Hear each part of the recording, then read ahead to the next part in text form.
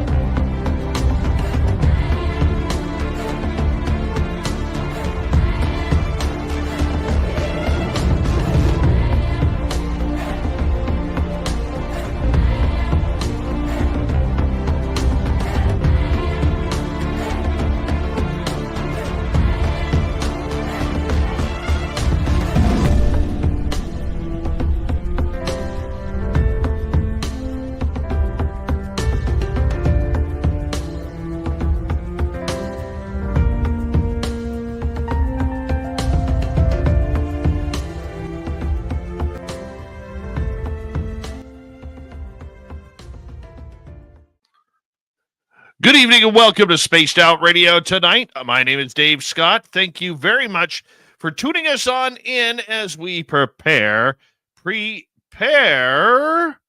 Merle. Say it with me, people. Merle. Yeah, man. Yeah. Why is my dad FaceTiming me? Hold on. Hello. I'm about to go on my radio show. Oh, so you're butt dialing me from the bar. That's what you're doing. All right. Thanks, Pop. Bye. Apparently, my dad butt dialed me from the bar. Good for him. He's got a new girlfriend, so I'm pretty happy about that. Sorry about that. Let's get some roll call going here. Merle. Yeah, it just feels good rolling off the tongue. We got Tim Othman and his goatee sharing the gold medal tonight. Race fan with a silver in the studio with a bronze medal here. Paul Demon, how are you? Kitty Cattywhack, nice to see you. Gory Tiger and Necessary Dialogue, Robert Lamoth, and T-Bone, my man.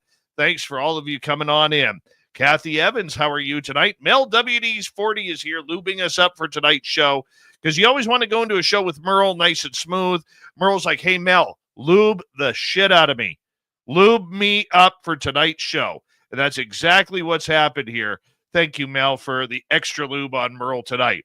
Operation Shutdown, how are you? He's Merling it up. Mama Catherine, she loves me and she loves her Merle. Yes, she does. Thank you, Mama Catherine, for tuning in again. Eternity Eternal, how are you? Eternity Eternal will be signing autographs after the show. Line up to the left of the studio if you don't mind. To the left of the studio. In the studio, how are you? Speaking of which, and who's next on our list? Bar Madison. And who is next after that? Ginger Turtle has returned. Look at that. Look at that. Jaquetta, how are you? Luscious Jules, nice to see you. Moodance Mongol is here, merling it up. Moodance Mongol will be signing autographs after the show as well. Line up to the right of the studio if you don't mind. To the right of the studio. Destiny Rocks and number 44 in your program, starting at left wing from Stockholm, Sweden, Lars Jansson. He's in a contract year. He's expected to score big this year. Coming on up. He really is. Fast Hemi, how are you? What in tarnation? How are you tonight? And I'm Hardcore over on X, merling the hell out of X right now. Thank you for that, I'm Hardcore. And scrolling on down, J True Seeker, ST, how you guys doing? Walter Kotchabinsky, the Ferret, Signs of Life. Good to have you all here. Polly Rotterman, nice to see you. Glenn John McEnroe, the Pride of Wimbledon, thanks for coming on in. Undead Jed and Doug Shelby is here. The Doug Shelby has arrived, which means we can officially start this show. Scrolling on down, we say hello to Kurt M. And who's next? Al Garay over on Twitch. Check this out. This seems impossible. 1,400 Merle ups in 3 minutes to warm up for tonight's show.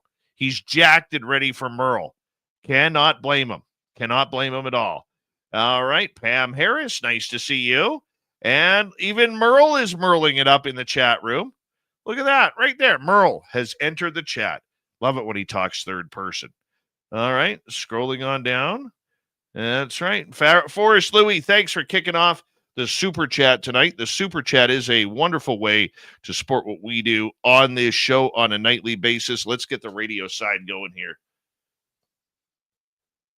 Hello and welcome to the radio and podcast side of Spaced Out Radio tonight. My name is Dave Scott, and we got our main man Merle for Ghosts of the Great White North coming on up here. We are just in roll call on our YouTube side as we say hello to Rock and Rory and Candace Helfrich. How are you? Monica, Sweet Donna C. Nice to have you both here. All right, look at that. Merle is not afraid of lube. Absolutely not. No, not at all. All right, Road Flare, good to see you, my man. Thanks for coming on in. And Wilfred Brimley, how's the diabetes? Give us an update if you don't mind. And please give us an update on your mustache as well. Appreciate that. Matthew Goodcut, nice to see you. And yeah, I think we're pretty much caught up. Super Chat is open. It's a wonderful way to support what we do on this show on a nightly basis. Throw those horns up, everybody. Let's rock.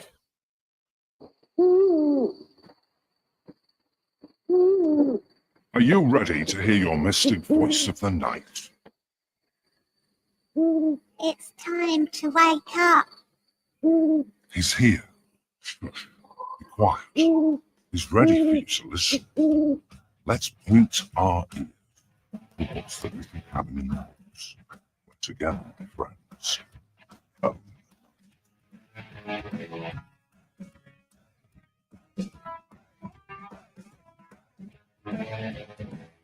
It's time for Spaced Out Radio with Dave Scott. From the mountains of central British Columbia to you listening around the world, this, my friends, is Spaced Out Radio. I am your host, Dave Scott, sitting in the captain's chair of SOR headquarters. We welcome you to tonight's show on our terrestrial affiliates around North America, digitally on every major podcast network. Our website, spacedoutradio.com. We have a plethora of features for you. Rock out to Bumblefoot, read the news wire, check out our swag as well. You can follow us on X at Spaced Out Radio, Instagram at Spaced Out Radio Show, and on Patreon in the Space Travelers Club. Tonight's show is brought to you by Chive Charities. Help make the world 10% happier by visiting Chive Charities today. You can find them on our website.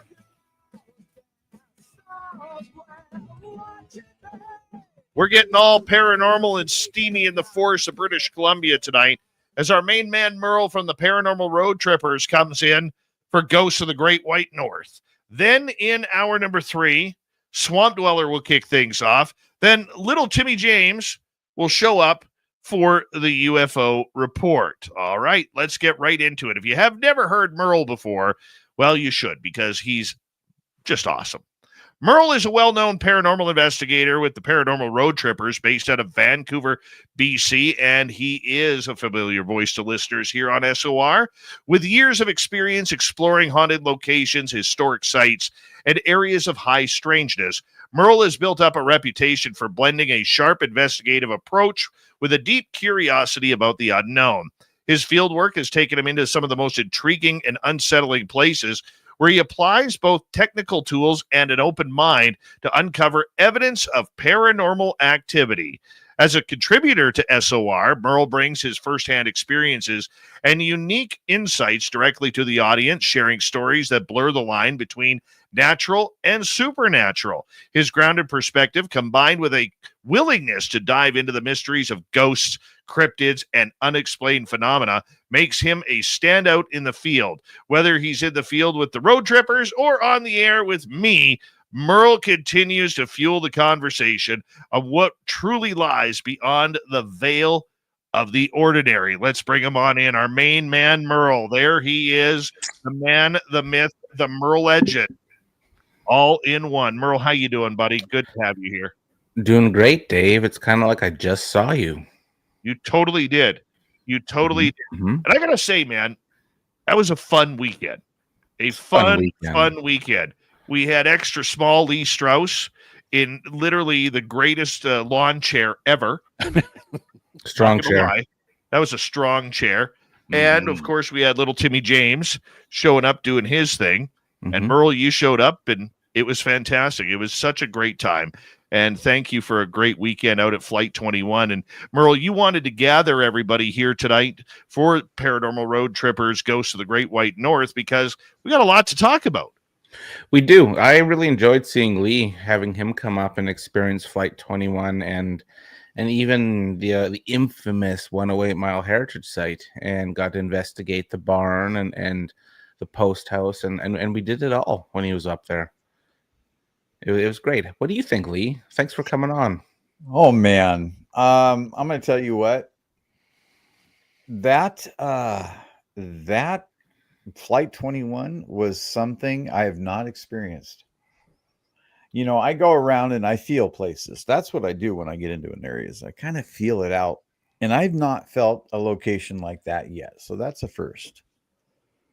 The heritage site was awesome. That house, as soon as I walked past the gift area, you know, the area where they sell all the goods and stuff, and I walked past that into the rest of the house, I was like, holy heck, something is going on here. And it didn't disappoint at all. No, Not at all. It never does. Mm-mm. Now, it was a big weekend for Tim because Tim had never met Lee and had never investigated with Merle or Lee, and I never investigated with Lee. And, you know, Lee, I want to ask you this because Merle had been up to Flight 21 before, and of course, Tim and I go up there all the time. Flight 21, not 24, my goodness. Your impressions, I mean, you've heard us talk a lot about it on the air. You've heard us talk about, you know, how scary it is, how claustrophobic it is. And, you know, for people who've never been there or understand, just even from our videos that we put on for Secrets of the Forest on our YouTube channel, you had a real in-awe moment, or a number of them there, where I remember you saying, like, Dave, this was everything and more. I mean, we haven't BS'd or anything about this location. No, you haven't. That is hot. And what I mean by hot is you've got so many different types of vibration going on in there. The first thing that you guys showed me was the plane crash, right? We walked into that area and I was like, what the heck? That was very somber, and it was very sad. But, you know, when we got out of there and started looking at the gifting site, and then we looked at this rock, and that rock for me held so much energy, like it was like a beacon almost. And I expected the plane crash and the wreckage to be like that beacon, but that rock, for some reason, I don't know why, but it was calling to me. I could see it through the trees, and as soon as I was like, wait a minute, what is that? What's going on? What is that thing that I'm looking at? Because I had no idea what it was, but it seems to hold a lot of energy in that area. And we're not just talking about ghosts here. We're talking about ET. We're talking about Bigfoot. We're talking about the Fae. This place has got it all. And it's all right now. Yeah, it's a paranormal smorgasbord there, Lee. Yeah. One thing I wanted to do with you when we were there was we didn't go back to the rock. I wanted to film you. Just tell our listeners about the rock, because it's kind of interesting. Because I know Dave and Tim have talked about Flight 21, and I have quite a bit on here, so it's kind of cool to have a fresh face talking about it. But just like watching you there too, with your 27 cases of gear and 14 cameras and everything you brought Best Buy with you essentially, and just you were really attracted to that area, and that was one thing like I thought about when we were leaving to myself was, damn, we didn't head back to that rock, because that was Right. as a beacon for you. And I wanted to ask you more why you felt like that. You know, I still believe with all the gear that we carry around, Merle, Dave, and Tim, you know, we carry a lot of stuff. We do every time we go out and do an investigation. But the best piece of equipment that you have is right here. Yourself, you are the best piece of paranormal equipment that we have, availability to. So for me, that rock it held so much energy and so much, I don't want to say dismay, but it held a lot of the area, the energy in the area. That's what it felt like, is like that particular rock. And Dave and I drove the next day out into the boonies, and there's rocks all over the place, granite rocks and this type of rock and that type of rock everywhere out there. But in that area, for some reason, this rock was probably about, I don't know, maybe 3 feet by 3 feet square. Yeah. Right. Yeah. Sitting on top of the dirt. And it seemed like it was a beacon. Almost like if you imagine Atlantis and the crystal that might be part of Atlantis, that they always have depictions of. That's what that rock represented to me. Like, it held a lot of energy from a lot of different things. What do you think it's harnessing? Do you think it's ET energy, Sasquatch energy, or paranormal energy? I think all of it. I think it holds a lot of that. I think it's, for some reason, it's revered by Sasquatch. It holds a lot of energy. It saw the plane crash. Who knows? It could have saw a body or two. But for some reason, that stone is like it just holds the area together. It feels like everything radiates from that one area, that one spot. Yeah. Mm-hmm. Lee, how did you find it with, being so tight, surrounded by trees, very minimal eyesight lines, in case animals came out, very claustrophobic, as I've said. How did you feel about that? Well, the one thing that I did notice, and with Tim, it is very claustrophobic. Once the light starts to fade, everybody gathers in that camping area right there, and we huddle up, and we do that on purpose because we can't see into the woods. We can't see beyond 20 feet. That's it. That's all you have, if that. And especially at night, we all felt, Tim felt, I felt, Merle and you, Dave, we all felt there was stuff out there. And after we did everybody went through and did the Estes method, we were out beyond that log. And I can tell you what, there was something big there standing there. We knew it. I mean, it made its presence known. We could hear cracking of sticks and twigs in the brush as whatever it was moving around out there. We all knew that there's something out there watching us. And it waited till the dark to really get close. And it's funny you mentioned that, Lee, because where you went off the path and was like, oh, there's something in there. Mm-hmm. I can probably within 6 inches to a foot. That is the exact same spot the past 3-4 years where we had a crew up there, another crew, and that exact spot, people have felt what you were feeling there. And that kind of was like a bit of a mind blown for me. Just seeing the accuracy of where everyone feels unsettled. And I know when Dave and I got chased out of there last year, that was the exact spot it all started. It all started there. And I remember Dave saying, and Samantha, when she was up there, that it started there, and then they would kind of patrol back and forth in front of us. Mm-hmm. And you kind of feel lured to go in there, but again, like you and I were talking a little earlier about respectfully pushing the boundaries. Mm-hmm. That's a boundary that I kind of was a little hesitant to push, because we don't know what's in there, and cougars aren't friendly either. Right.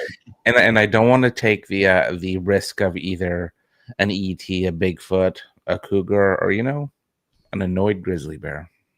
I could just hand this over to Tim because he's going to say the same exact thing that I'm going to say. And that thing was about 10 feet tall, whatever it was. It was ominous. It was standing back there. We couldn't see it, but we knew it was there. It was peeking out behind a tree, looking at us. I mean, Damn. I mean, like I said, I could just hand it over to Tim, and he could explain exactly what I felt verbatim. Yeah. Yeah. No, it was incredible. I think I talked about it the other night. And the first of all, like Lee said, that the stature of whatever was in there was monstrous. The energy coming off of it was huge. I was talking to Dave on Monday night or whatever, earlier in the week or whatever. I found that the energy was welcoming, and it was almost like a giant, well, not a teddy bear, but it just felt like a giant entity or something that was as nervous and curious as we were, but it wasn't threatening. I like Lee had to stop me from walking in further because I felt so comfortable. And that's, I'm not exaggerating or anything. I felt comfortable. I was ready to walk in there, but it felt like it was playing that peekaboo, just peeking around, and I couldn't see anything. I can see you. Yeah, but I could definitely feel it. And it was just like, what are you guys doing? And Lee was perfect. Lee's voice, calm and mellow, and he was talking, and you could feel the energy when Lee was being very gentle in the way he was speaking with it. You could feel the energy going, okay, you guys are okay, but I'm not really sure if I don't want to come out. And yeah, like I said, I don't know why I wanted to walk in there. I just felt welcome. I felt comfortable. It felt welcoming. And Lee was like, yeah, no, let's not push it. You shouldn't be doing that. And I was like, thank God somebody's got some sort of sensibility at this point in time out of the two of us, because I would have gone. But it's funny you say that, because like that 2 years ago where I was just like, la la la, I'm gonna walk into the bush by myself. And Dave's like, where did he go? It's the same sort of welcoming, luring feeling. Yeah. Interesting. Well, I did talk to Robin Haynes about that last night. And Tim, I told you I was going to speak to her about that situation where you were kind of being lured into the forest by this. And she stated that you probably would have had a good time. you probably broke bread with them. And no, but seriously, she did say that if you're feeling invited in by a Sasquatch, 9.5 times out of 10, it is because they want you to take the adventure further. Really? And she said, she goes, yes, there are those rogue ones. And granted, it could have been a bear. Okay. But she said, a lot of those thoughts, they're actually imprinting in you with the infrasound, where they were like, okay, now it's time to take that next level. How far can we push Tim to see if he'll come meet us? Now, personally, if it's just you and I out in the field, I wouldn't recommend going on your own. But if we're in a group setting like we were on this past weekend, go for it, man. Go for it. Well, that's good to know. It was just, and Lee was very sensible about it, and that's what I appreciated. He was just like, look, we don't want to push it away. We don't want to overstep our bounds. We don't want to feel like we're threatening it or scaring it. So I was like, yeah, we've worked and, we've been up there 10 times or whatever it is already. And yeah, I'd hate to, poke a hole in the tire, so to speak, and ruin what we've accomplished, the small steps and I guess some of the larger steps that we've accomplished. I wouldn't want to turn that backwards. So being on the side of caution, I listened to good old Lee. In rewinding time, would you have done it? Would I have gone in there if Lee had said not, or if Lee had said nothing? If you could rewind and go back and go in there, would you? I probably would, but knowing what I know now and what Lee said to me, yeah, if I hadn't have thought of that and that hadn't come up, I probably would have done it. I probably would have walked in there. Yeah, okay. I'm 98% sure. What kind of message were you getting from them? or during that time when you're staring into the trees, you can't see anything, but No. you know something is there, and Lee is confirming it because he sees something there. Yep. What kind of message were you getting in your head? I was getting the who are you? Like that very curious, almost not infant like, but childlike. I'm just, who are you? I know you, and it was playing like shy peekaboo, like, but this thing was huge. That was the thing. It was kind of like, yeah. And I was like, Lee. It was really cool because the way that Lee was speaking, it made me. I'm reaffirming through my head to whatever's out there. And yeah, this is okay, Lee. Yeah, keep doing that, Lee. And I got the message that, hey, it's okay. I'm a little scared, and I'm just looking, and I kept thinking to myself and putting it out there, it's okay. I'm a friend. And then I got that feeling. I'm okay. I'm a friend too, but I'm scared. And I was like, oh, okay. It almost felt like I was dealing with a little kid in my head. And I was like, it's okay. It's okay. And yeah, Lee was just taking what I was thinking and saying it. It was so phenomenal and completely different than anything I've ever experienced. It was fantastic. That's super interesting. Yeah. Yeah. Merle, for you, as we got about 3 minutes to go here, it had been over a year since you were at Flight 21. What was your thoughts of being back there, and how did it change for you from a year ago? I was a little apprehensive, but like we were with people who's never been there as well, so I think all eyes were on them. That's a hard one because you and I have talked about this at length, where getting chased out of there by the unknown isn't a great feeling. No. And I was a little worried or apprehensive of that. I was a little worried of what we're going to find or experience there, because we had like Lee brought up a ton of stuff, like gear. I had some gear that we wanted to try, and just different chefs in the kitchen could make for a really relaxed investigation, which is what it was. Or one wrench in the wheel could be terrible and bring terror to us, where we'd be chased out again. Was that before or after I broke my lawn chair? Oh, I got that on video. That's coming to YouTube near you. Oh, the yeah. whole thing, I got the before, the after, the what you had to say about it when you broke it. Yeah, it's good. Good audio. Oh, good. Nice. Yes. That's my friend right there, Merle. I mean, you break a lawn chair. My handle broke, and I shifted in the chair. The next thing I know, it's like slow motion collapse. It was rolling awesome. all over the ground. It was absolutely awesome. Dave's down. It was like a pile of pickup sticks. Tell me about it. Just terrible. Just terrible people to be around when that happens. But yeah, let's make that happen when the camera is on. That's right. We have so much to talk about on this past weekend out at Flight 21, from the potential of meeting Sasquatch to radiation in the forest to trail cams not working and everything in between. Tim, just your overall thoughts. You and I have been going up there for nearly 10 weeks straight, minus a couple of breaks in between. Your thoughts of having Merle and Lee there and the overall success of the investigation? I thought it put a whole different dynamic on it. It raised the bar. And I think that with Merle and Lee joining us, it was fantastic. The whole energy, everything was welcoming. Nothing was threatening. It just, everything just seemed to fit like a glove. It was awesome. I really enjoyed it. I did too. And you know what? The crappy part about it was we didn't have enough time. I know. You know, and that's always the problem, because I think with these guys here, and if we could sprinkle in a little Samantha Mowat for good fortune, I say what we would have is one heck of a team going forward in trying to solve the mystery of Flight 21.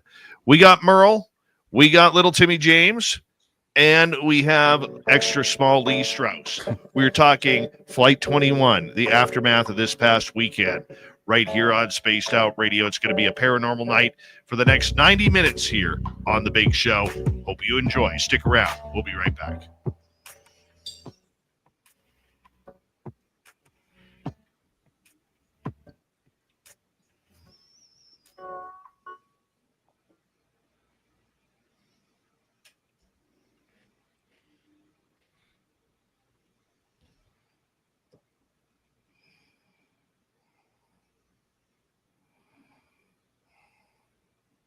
All right, we're clear. We're going to have to do an overnight. That's what I'm saying. And I'm not talking Yeah. about one night. I'm talking about 2 to 3 nights. I'm dedicated. I want to do it. You want to camp up in there? You Yes, said I when do. you were up there, you know what? You're bogus because you said when you were up there that there was no way you were staying the night up there. Alone, I think. he said. Alone. Yeah. There's no way alone. Okay. Do it. You know, I will say this because I really do not want to stay the night there. I don't know how Mhm. you feel, Tim. I'd do it, but not by myself. I really do not. But I mean, if the team goes, I'll go. But what I would be interested in is I want to see if we can lure them. Oh, yeah. Sure. I want to see if we can lure them out. Tim, you and I have an area where we want to park your trailer. Mm-hmm. I want to see if we can lure them out Sure. Yeah. there because I think there would be some serious stuff there. I do. Yeah. And they would get accustomed to us as well if we were up there. So it wouldn't be, ooh, who are they? They'd be like, we know who you are. Now we're going to talk to you. Yeah, we need to spend the whole time out there. And we're not talking about going to town. We're talking about getting everything that we need and going out there and spending that time there. Yeah. Yeah. Blue Cruise, how you doing? Hi, Sandra. Hi, Sandra. Hi, Sandra. Always 3 times. Weird. Weird. It's a special place. It really is. I'm actually going on tomorrow night with Dave Schrader on WCCO tomorrow to talk about it for a few minutes. And then I think Dave and I are going to do Paranormal 60 on his show, and I'd like one of you guys to come with me. I don't know when, but we'll do Schrader's show and have a little, maybe even all of us go on there. Let's do it. And I'm down. yeah, have a little chat about that. But Lee, you were extremely impressive out there. Not just because you had every technical gadget stored up like a Tetris box in your vehicle, but just the fact of the way you conducted yourself. I really learned a lot from Merle. I don't know how to investigate. Pretty much everything that I have learned over the last 8 years that I've known Merle, 10 years now. 10 that years. I've known Merle is literally from him. And in my opinion, just after seeing others investigate, seeing things online, hearing people talk, I think, I was learning from one of the best instead of somebody mediocre who, is going to give me all the bad habits. And I will say this, man, not just because you're on here. I even said this to Robin last night on the show and Tim the night before. It was impressive to watch you because I think you have, and I didn't know this about you, but you have this incredible blend of technology and spirituality and consciousness that I think gets lost in a lot of investigators because everybody wants to be so woo or so science. And I think you just offered the perfect blend. And listening to you talk to that in like an adult's child voice to that Sasquatch to try and ease it in. I'd never thought about that before, man. And it was absolutely a perfect lesson for me. I learned a lot from you, man. I really did learn a lot from you that weekend. Well, thank you. I mean, I have never been to a place like that, and I can't wait to get back up there. So let's find some time. It might be springtime. We need to carve out some time for this because we really need to do it. Yeah, for sure. I would agree. And I agree. You need about 3-4 days out there, just nonstop, go. And and it's not all go, go, go, go, Hey, go. you just had something move in your background. Your alien Alien fell down. fell down. Bum, bum, bum. Wah, wah. I bumped my table. Okay. Dave, you should have said demons. My last name's not Bagans. Oh, yeah, right. Hello, Zach. Mm-hmm. Well, I learned a lot from Merle too. He comes with a lot of really cool equipment that I haven't seen before. So You haven't seen?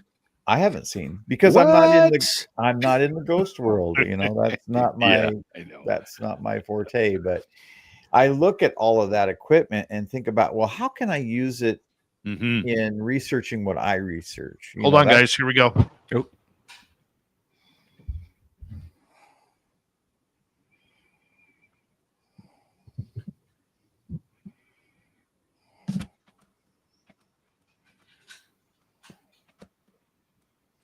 Here we go. The second half hour of Spaced Out Radio. Good to have you with us. My name is Dave Scott. We got a great team on Ghosts of the Great White North tonight, talking all things paranormal and supernatural. But first, before we bring them back on, we want to remind all of you that if you've missed portions of this show or others, our archives are always free. So, what do? You just download them. You download them and you listen to them anytime you want. That's why they're free. Only thing I want in return, hit subscribe or hit that follow button. I think it's a fair trade. Our website, spacedoutradio.com. We have a plethora of features for you. Rock out to Bumblefoot, read the news wire, check out our swag as well. You can follow us on X at Spaced Out Radio, Instagram at Spaced Out Radio Show, and on Patreon in the Space Travelers Club. There's our main man, Merle, from the Paranormal Road Trippers. He joins us each and every month for Ghosts of the Great White North, where we get into all things paranormal and supernatural. And this past weekend, Merle was up joining Tim James and myself at Flight 21, along with Lee Strauss, who on our Spaced Out Radio YouTube channel has the Friday night show called Element 115. And we had a great time. We're continuing that conversation tonight. Merle, welcome back. Thanks, Dave. I was just thinking about this. We had a really good Flight 21 thought. Something brought up to you, actually to all of us, that kind of made us bug our eyes a little bit when we were sitting around your kitchen table. Because, we could probably all agree Bigfoot or Sasquatch or whomever's up there is extremely protective of the area. Like 10 out of 10, 20 out of 10 protective. What if, this is how it was said, what if the plane, when it crashed, knocked out a Sasquatch? That's right. Yeah. Remember that? Mm-hmm. I remember that conversation. And I think that's a deep question. Unfortunately, we'll never know the answer.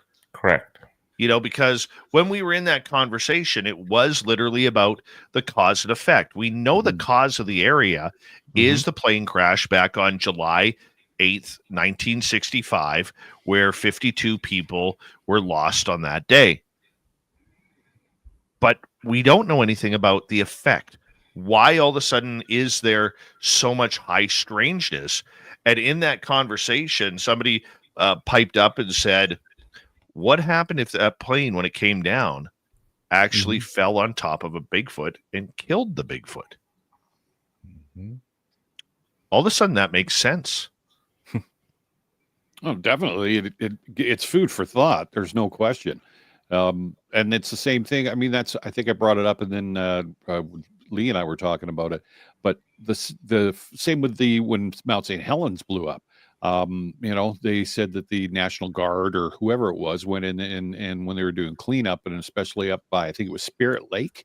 I think that's where they found, or they had allegedly found 2 or 3 bodies. They have pictures of Bigfoot. So, and from what I understand, that area is a hotbed for activity when it comes to Bigfoot and cryptids. So, yeah, I mean, it made sense when I heard it. I was like, hey, on a second, yeah, that's the same as Mount St. Helens incident. So, yeah, it could possibly be that whole thing that just opened that can of worms, right?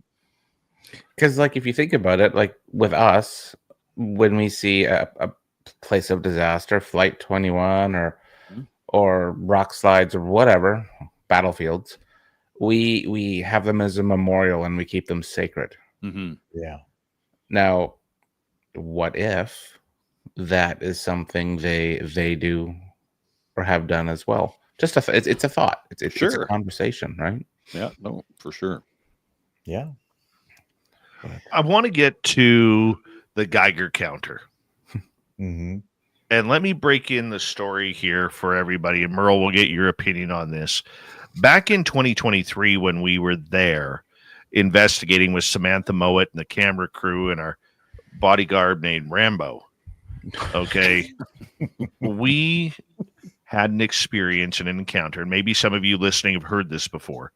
We had an experience where we heard a really loud roar out deep into the forest to the west of us. We started heading back to camp. When we were heading back to camp, we heard this real deep guttural grrr that lasted a few seconds from our camp. And we were all kind of freaking out because at camp, we had about $30,000 worth of camera equipment. We had all of our food, all of our snacks, all of our clothing, everything. All of our supplies were there. And let's face it, bear and campground do not mix very well. They don't. Okay, so we were a little bit petrified that there was either a black bear or a grizzly bear rifling through our food. So as we're walking down the path, and if you picture a 90-degree angle, that's kind of what we're doing. And we're at the bottom part, having to go to the point, then up. But from where we were, as the crow flies to a camp, is maybe 40, 50 yards, maybe.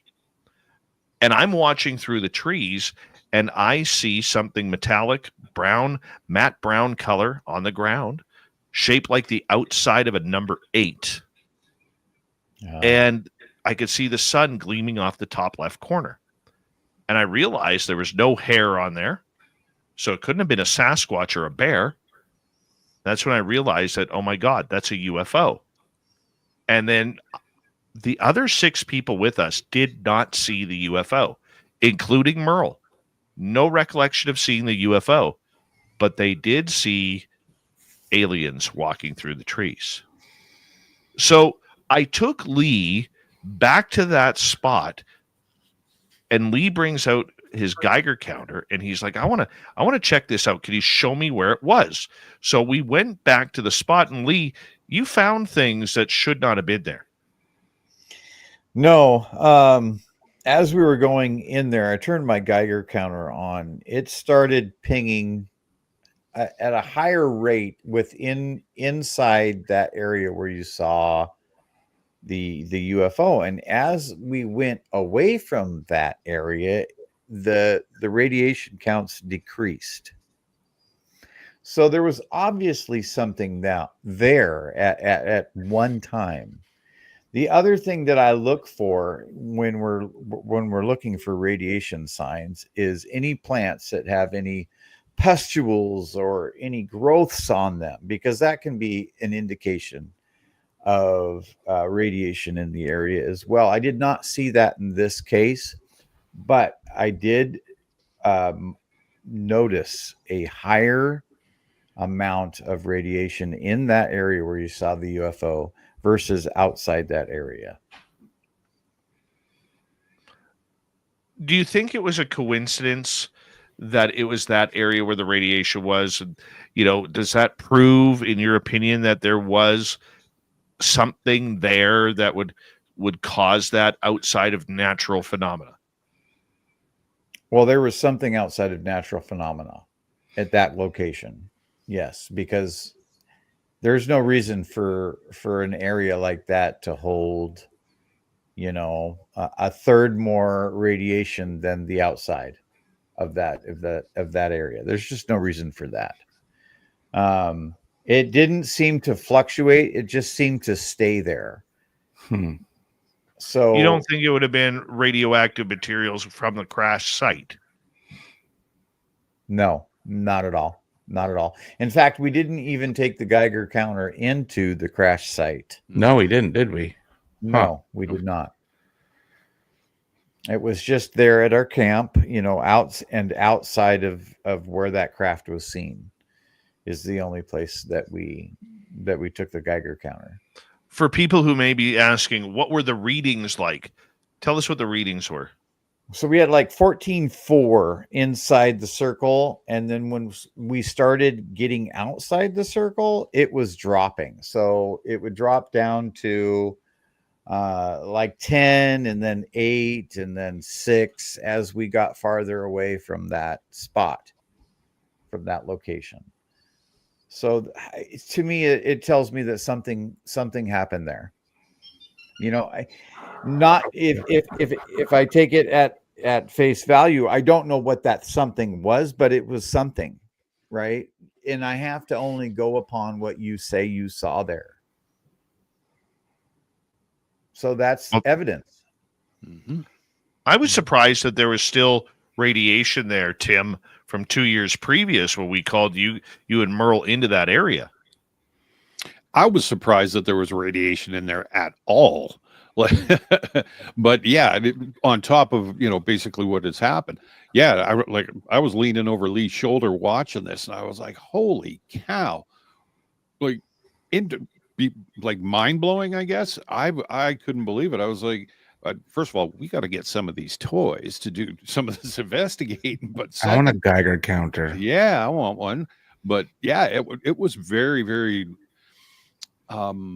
I'd say I was almost a little nervous. Like, whoa, what's going on here? And I mean, it makes sense. Obviously, you saw the UFO land there or sitting there, but that residual still lingering in that one spot. And yeah, like Lee said, when we walked out, I was, like I said, hanging over her shoulder and I'm watching, and then we'd walk back and then I was like, oh my goodness. Yeah, a little bit disconcerting, but very super intrigued if that's, if it can be both ways. Dave, question for you, actually. Yes. When you saw the UFO there, was it hovering or was it landed? No, it was on the ground. Okay. It was completely on the ground, and like I said, it was shaped like the outside of a number 8. It was matte brown in color. I'm going to estimate 7 to 8 feet tall, and maybe 6-7 feet wide. Like, it was not big. It was not big at all. Sorry, go ahead. And the way the sunshine off the top left corner, which, I mean, matte brown color is black, yellow, green, white, and orange. That's what makes brown when you mix it all together. And that, seeing that shine off the top corner, that's how I knew that I was looking at something metallic. Interesting. See, yeah, I always thought, because like I'm not as well versed in UFOs clearly as you guys. That was my next question. Was I didn't realize they could be that small. When I always think of a craft, I always think of them being like really big, or at least medium big. Well, and you see, that's the funny part. That's actually a good comment, Merle, because many experiencers out there claim to see these even smaller orbs, like maybe 2-3 foot orbs, hovering outside their bedroom or in their bedroom. And when they get like taken inside that orb, it opens up to like a football stadium. Weird, right? It's one of the weirdest phenomenons that experiencers with abduction or contact have. So I guess there's like little UFO fighter planes. Technically, that's kind of what I'm picturing, but just in the form of like a. On the outside, yes, but on the inside, we don't know how big it is. Right. So that's kind of the interesting part about that. That's for sure. And sorry, go ahead. Tim. Oh, I was just going to say too, like, we're talking about this and the four of us are, you guys are all in on this conversation. I just want to let everybody know that we've got all of this filmed as well. So when the video does come out, I mean, we had enough cameras going to basically, and film everything at every second we were up there. So we do have this. So when this video comes out, this isn't just talk. And yeah, trust me, bro, stuff that we've got it all on film for everybody to watch. Yeah. Lee, your thoughts? There was other things that happened there. I mean, it wasn't just the radiation. It wasn't just, doing the Estes method and then getting your name and the different things that happened. There was also things being tossed into where we were. All of a sudden I felt something hit my foot, and I looked down and I saw a rock, and Tim said, "Hey, I saw that rock getting thrown, or I saw that rock come into camp and hit your foot." And the message that we got when we first showed up there was that feather in that stump. And I was like, weird. They are basically saying, welcome to the new people. And what I mean by that is Merle and I. Mm-hmm. That to me seemed like a direct message, because before I go on an investigation, and I'm sure a lot of, you two probably do the same thing, is that you are preloading it. You are like, hey, I'm coming to this area. I'm just letting you know I'm going to be there. And you're having that conversation up front to whatever may be in the area, because, our thoughts obviously generate electricity and can get picked up by other things around. So I think it's important that we do that before we go on an investigation. And I think they were welcoming us. I would agree with you, Lee. I mean, let's not forget too, when we started setting up, I had a rock thrown, and I heard what sounded like a rock bounce behind me. That's right. Yeah. And it was almost in the exact same area where Tim noticed the rock bouncing towards you, or bouncing from you to him, and so it's very interesting. I almost think we need a book, right? And then you note the time and what happened when something weird goes on, and you almost need somebody to take down those notes. Mm. You know what I mean? Mm-hmm. Because there was so much that happened. We can't possibly remember it all, even though it was 4 of us. Yeah. Good idea. And what we had female energy up there with us too, and I was kind of interested to see if that would change something, because I know David, Tim, the two of you guys go up there quite a bit, and I know when we've had Samantha up there, the energy shifts as well. So I was also wondering about that, having a female up there with us. Go ahead. Yeah. No, I think that was a good point, because I mean, even when Dave and I had Lolly up there, you could the energy shifted, and it was almost it was powerful and yet very emotional in a good way. I think that was a good call when you brought her up, because it's got something to do with the ladies being there as well. I think that also helps bring it out and help calm everything down a little bit, because it's not a couple of guys walking around, and brings a bit of a female kind of calmness, I guess, to it. And the other thing too about it was the other person who is with us, to have her experience footprints for the first time, because she was quite an open-minded non-believer.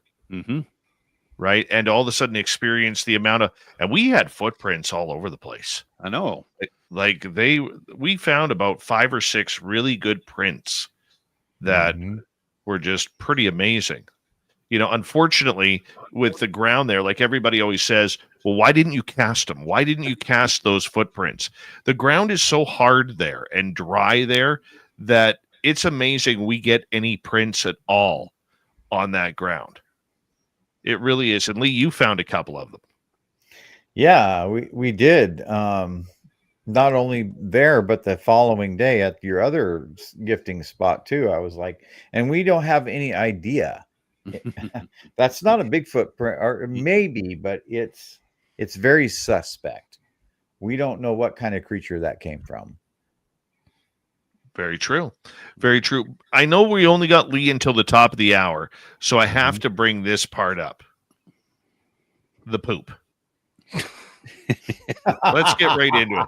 Look, you don't want to talk about the subject, but because it is a crappy situation, pun intended. Okay, but the week previous, Tim and I had heard something big, literally ripping butt in the trees. Okay, and we go back to that spot where we assume it is, and bingo, there is these weird looking droppings at that area. Lee, I want to get your opinion. I know you're not a poop expert, but and we can laugh all we want, guys. It's a funny topic. Yeah. But what do we always say when you're going out in the forest? Learn your sounds, learn your poop. That's right. It's part of safety. What was your thoughts, Lee? That wasn't bear poop, my friend. I've seen bear poop lots, all the time. I've seen elk poop and deer poop. This is something different. I'm not sure. It's nothing that I'm aware of. Okay. I'm just going to put that out there. For spending as much time in the woods as I have, I've never seen poop like that. Me either. We should Google image search that. That'll be our judge and jury. Well, I have been asking around, and I'm going to be going to ask around to a couple people I know again tomorrow. But I mean, it wasn't horse. It definitely was not cat poop. It was not wolf or coyote. It wasn't moose because it didn't look like chocolate covered almonds. Okay. And I believe that was your first time seeing moose droppings too, Lee, was it not? Yeah, that was the first time I've seen moose. Yeah. Lee was like, what are all these chocolate covered almonds doing around here? Try one.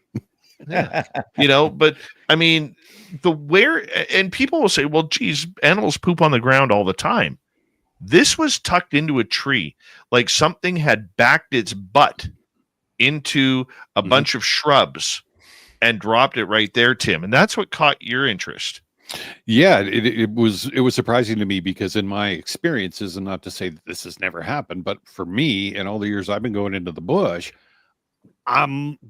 everything just path of least resistance. They just wander along, stop, do their business, and keep going. Always in the middle of the trail or in the middle of a field. But the way that this was deposited was like it was intentionally, this looks like a good hiding spot. I'm out of view kind of thing. And backed in under those small little trees. And it was like, never seen anything like that. Like, I mean, obviously you get a rabbit, they're underneath the trees, but this thing that scat was quite large. And yeah, I've never seen anything like it. So you actually picked a piece up. Yep. To investigate it. And he crushed it. And I crushed it. No, I took it. I picked it up. It was obviously whatever. It didn't matter. So I split it up, and you could tell that it was herbivore. There wasn't any fur, bones, or anything like that in it. But it was almost like a road apple, like a horse poop, about the size of, I don't know, a small rock. But when you split it open, it looked like it had almost like pine nut in it, like, or the center of the pine cone in it. And one of the photos I think shows that. But yeah, I had no smell. It wasn't rank. It wasn't anything gross. And the weird thing was there was no bugs on it. Yeah. No flies, right? I thought about that afterwards and I was like, hang on. Yeah, there's enough bugs up there to lift us out of there. So didn't find anything. In Bigfoot. Well, let's quickly ask the Magic 8 Ball. Oh yeah. Let's ask the Magic 8 Ball. Vegan Bigfoot there. Was that Sasquatch doo-doo in the forest Magic 8 Ball? And the answer is I can't read it. You have my pity. Smell my fingers. Now, does that mean that that you have my pity that you're searching for poop, or is that you have my pity because it's not Bigfoot and you guys are a bunch of idiots? That I don't know. Let's see. Magic 8 Ball, are we idiots? Let's see here. Oh, gee, really? Yeah. What does that say? Something beyond. It's reversed here. All systems go. We're a bunch of idiots. So there you go. maybe it's not. Maybe it's not. I don't know. But gentlemen, I'm going to get you to hold on right there because we are going to go to break. And unfortunately, Lee Strauss cannot be with us for hour number 2. He's going to Betty Bye. He's got a date with his pillow coming on up here. We got Merle. We got little Timmy James. And this is Spaced Out Radio. And goes from Great White North. This is Spaced Out Radio with host Dave Scott.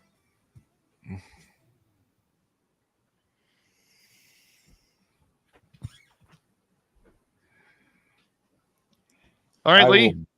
I will bid you all good night. Good night, Lee. sir. Thank you for coming Lee on. Strauss, everybody. Tip the cap to him, Merle. Come on. Tip the cap to him. Merle liked that. When he was driving away the other day, I was like, Oh yeah. The whole. "This for you, Lee." How about one of these? Good night, guys. Good night. I'll have to I listen caught tomorrow. myself doing that at work today, Merle. Come on, Lee. One of these before you leave. Just one. That's all I ask for. Thank you. You get it out of me, you're not going to get it out of Dave. All right, later, guys. Good night. Later, man. All right. I got to run upstairs here very quickly. Right back. Maybe.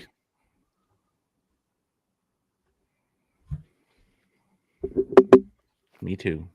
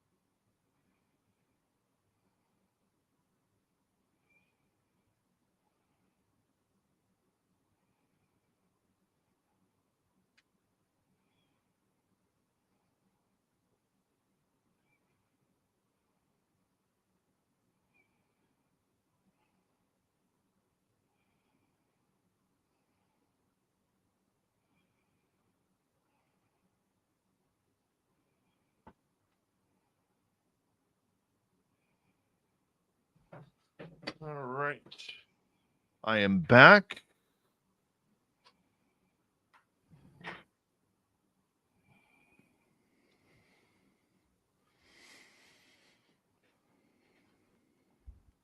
Hi, Dave. If you have any questions for Merle, Tim, or myself, please put them in capital letters. Regarding Flight 21. That's what we're talking about tonight, so please keep it on subject. We'd appreciate that. There's been a couple already. Can we donate maybe 15 minutes at the end to talk about my adventure on the way home from Flight 21? Absolutely, Merle. Yeah, Maybe. I didn't hear about Absolutely.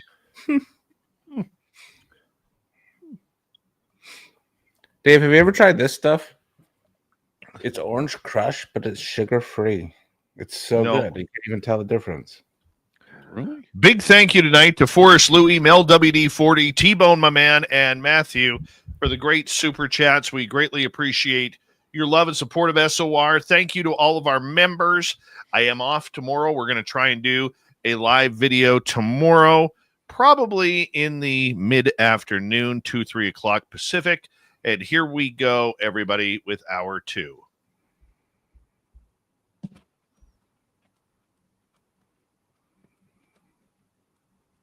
We're rocking it out for hour number 2 of Spaced Out Radio tonight. Good to have you with us.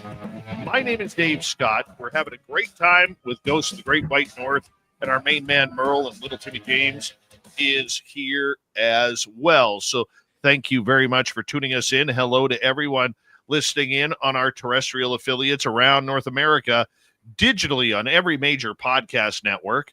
Our website, spacedoutradio.com. We have a plethora of features for you. Rock out to Bumblefoot, read the news wire, check out our swag as well. You can follow us on X at Spaced Out Radio, Instagram at Spaced Out Radio Show, and on Patreon in the Space Travelers Club. The Desert Clam has set the password for tonight in the SOR Space Travelers Club. Barton. Barton is your password.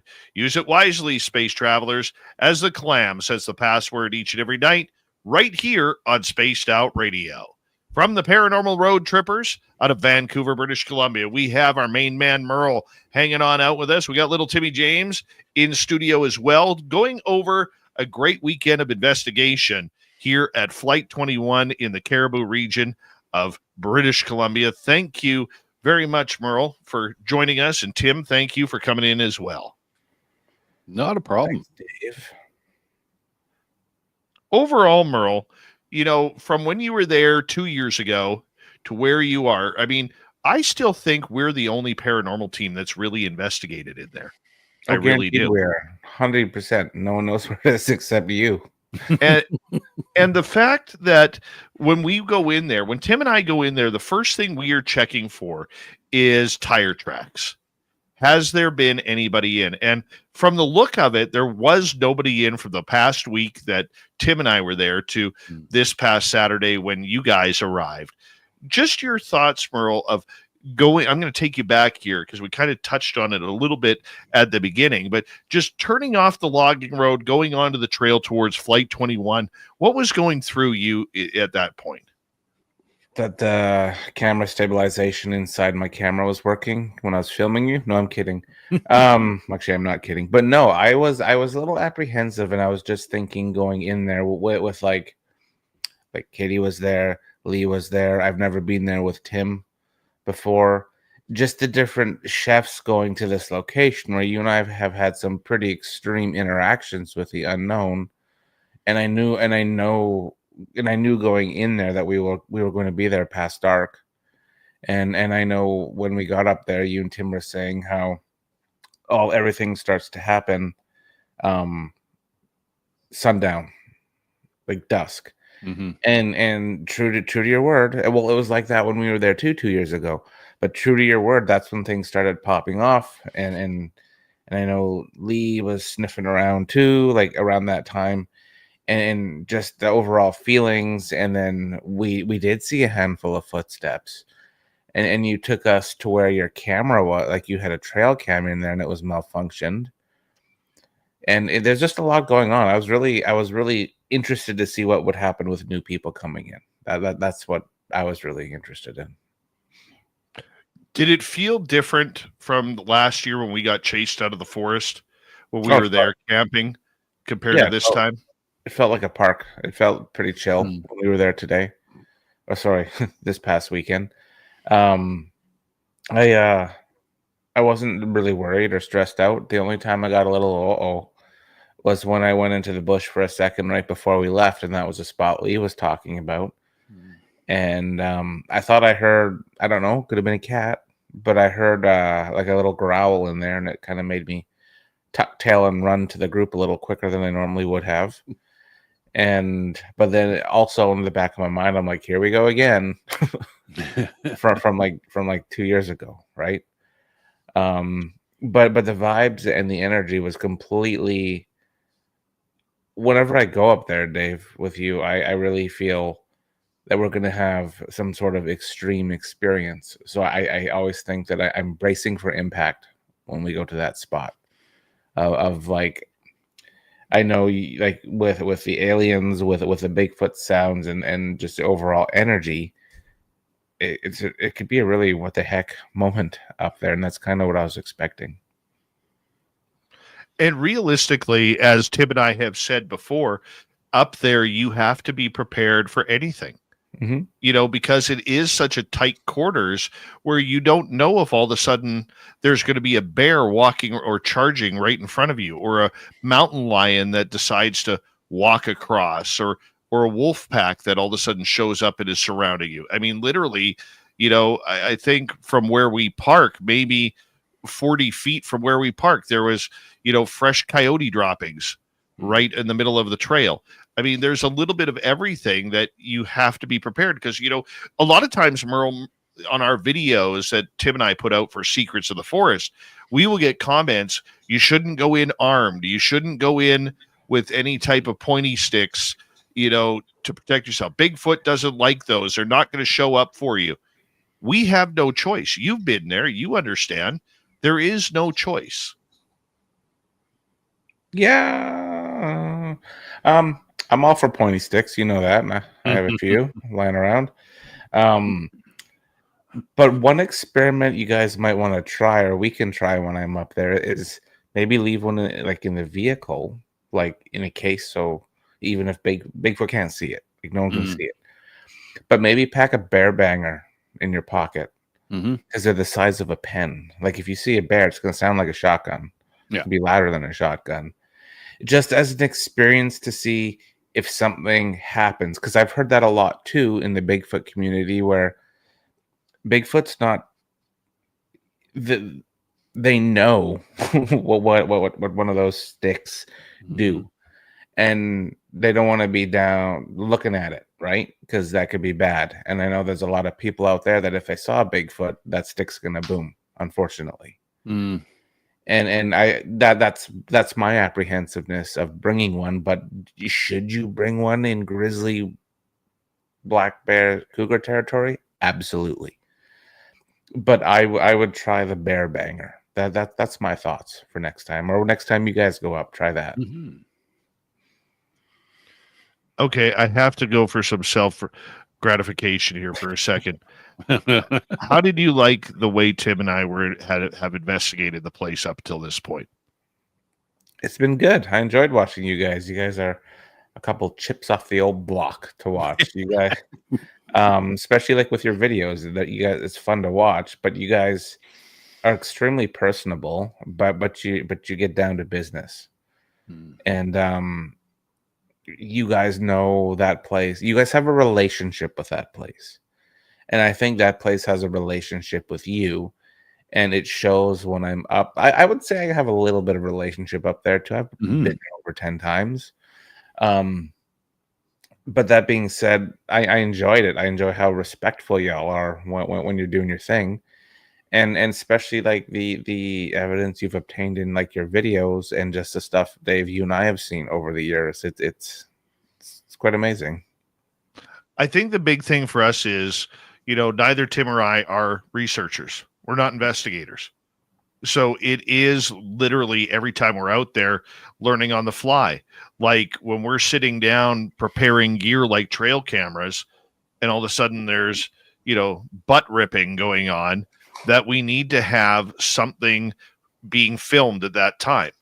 And I think that's a flaw as we go along. That's a flaw that we have to be able to fix, and be prepared for. And I don't think we have done a good job of that. But I mean, Tim and I are our own worst critics, because all of a sudden he'll be like, yeah, I should have got this at that angle. And I'll be like, dude, you don't know what the hell you're doing. Neither do I, so we're learning here, man. And he'll kick my butt the same way.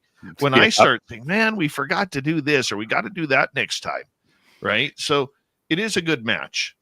Yeah. You guys should, y'all should invest in body cams and use those, because it'd be interesting to see both your perspectives. When doing that. Idea. Body cams now, their quality's pretty decent. And because it's just interesting, and then you'll always have a camera pointed in each direction. Like I've noticed, even when Dave, you and I have been up there in the past, I'll have a camera faced on you guys, or like Richie had one faced on us, and but then there's something behind him, but there's no camera facing him. And if you have a body cam, that there's a high chance you'll maybe catch it, especially with because the alien stuff. Like, I think the thing that worries us about that is time, and that is Tim has to go through all the video, and when you're all of a sudden having to go through 2 hours of video on one camera, and then another 2 hours of video on, or say another hour of video on another camera, and you have to try and break it all down. I think that's kind of the issue, because we have so much more going on right now, with everything else, with spaced out radio and our personal lives and our daytime jobs. So I think it's a little bit tough right there to try and figure it on out. We are talking Flight 21 here on spaced out radio. This is a plane crash site from 1965 in the Caribou region, where a lot of high strangeness happens there. And I really do believe, guys, that in the end, we're on to something special here. We are on to something special. Merle, what do you think the draw is there? Never mind all the circus-like activity, but what do you think the draw is there that just keeps us going back? You've just read a really good book, and you are missing the last chapter because somebody ripped it out. If you want that's my descriptive answer for you. We know what happened there. We know what goes on there. We know what everyone's experiences are, but it keeps bringing you back because there's no conclusion to a really good movie you've been watching. And that being said, I think for me, that's the draw. The draw is every time you go up there, there's a different experience where you get on the cusp of figuring out what's going on there. But at the end of the day, you haven't experienced nothing. Nothing. We have, but you know what I mean? There's so much more that needs to be discovered versus experienced. Right. Does that make sense? That's kind of how my thought process with it. Tim, your thoughts? Yeah, I think that Merle nailed it. I think that's just it. And what I'm finding is every time we go up there, something not reveals itself, but something comes forward. And I think what's happening is, like Merle said, you're trying to get to the end of that good book or that good movie. And what I'm finding is that for me anyway, I'm starting to be able to differentiate what's going on with just the energies, what's going on with the sounds, what's going on, at dusk. And I think that I'm slowly just scratching the surface and finding out that there's A, B, C, and D up there. Now, watching or trying to figure out what that is exactly, have no clue, right?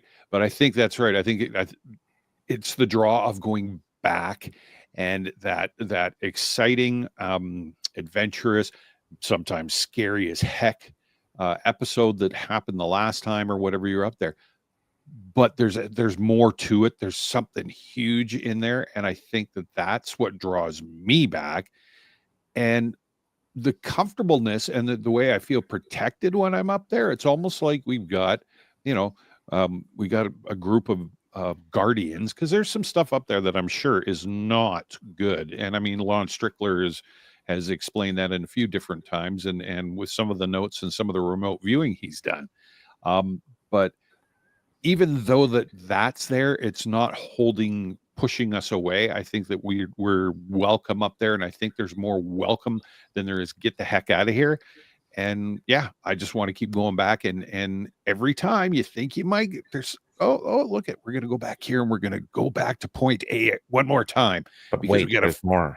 Yeah, and then you get there, and all of a sudden, squirrel, and something else pops out, right? It's like, oh my gosh, right? So yeah, it's the intrigue. It's It's never the same. No. It's never the same. It's never the same energy. It's never the same feeling. It's never the same reactions.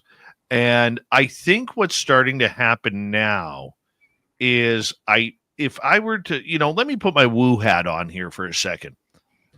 I think what's starting to happen now is we are starting to see the Sasquatch catching us off guard. Or maybe not the Sasquatch, but the phenomena catching us off guard. Mm-hmm. Like, for instance, the time we had no cameras there, it was just Lolly and I.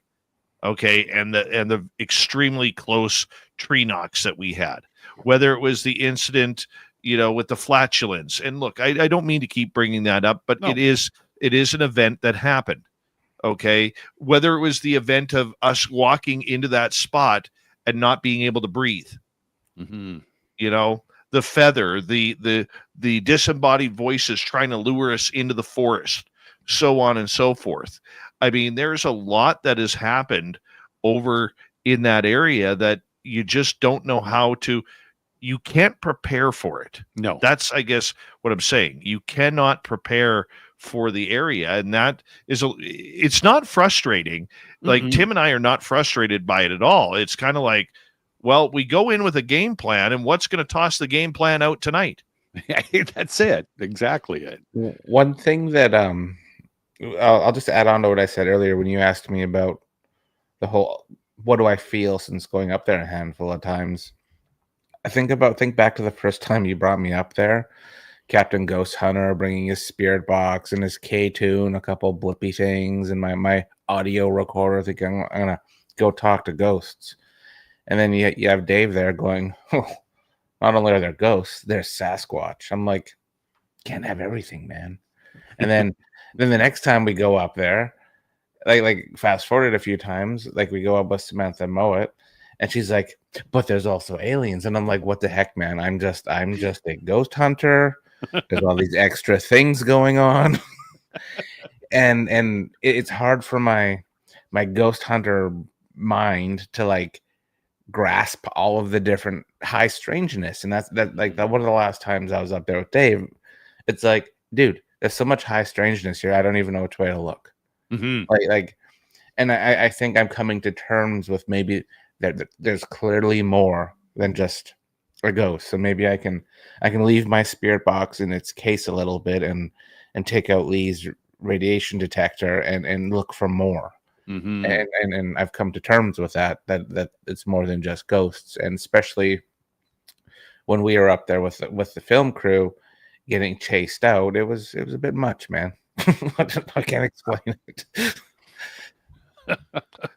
No, and the thing is, I mean, you cannot predict what's going to happen, because you have to find also, that balance, because in our area, in our town where Tim and I live, there are still people that are very sensitive to that plane crash. People who were on the recovery team, because back then in the 60s, when something happened, they just didn't wait for emergency vehicles. No. Everybody got their pickup trucks and they drove out there to try and help. If there was a forest fire, everybody got involved to try and help. It wasn't coordinated by government efforts or anything. It was about humans doing good for humans.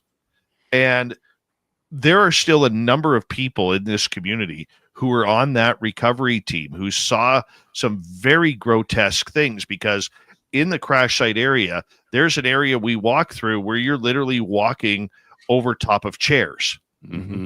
and seats from the plane. This isn't being made up, and the trauma that they saw from, to sound grotesque for a second, body parts hanging from trees. Mm-hmm.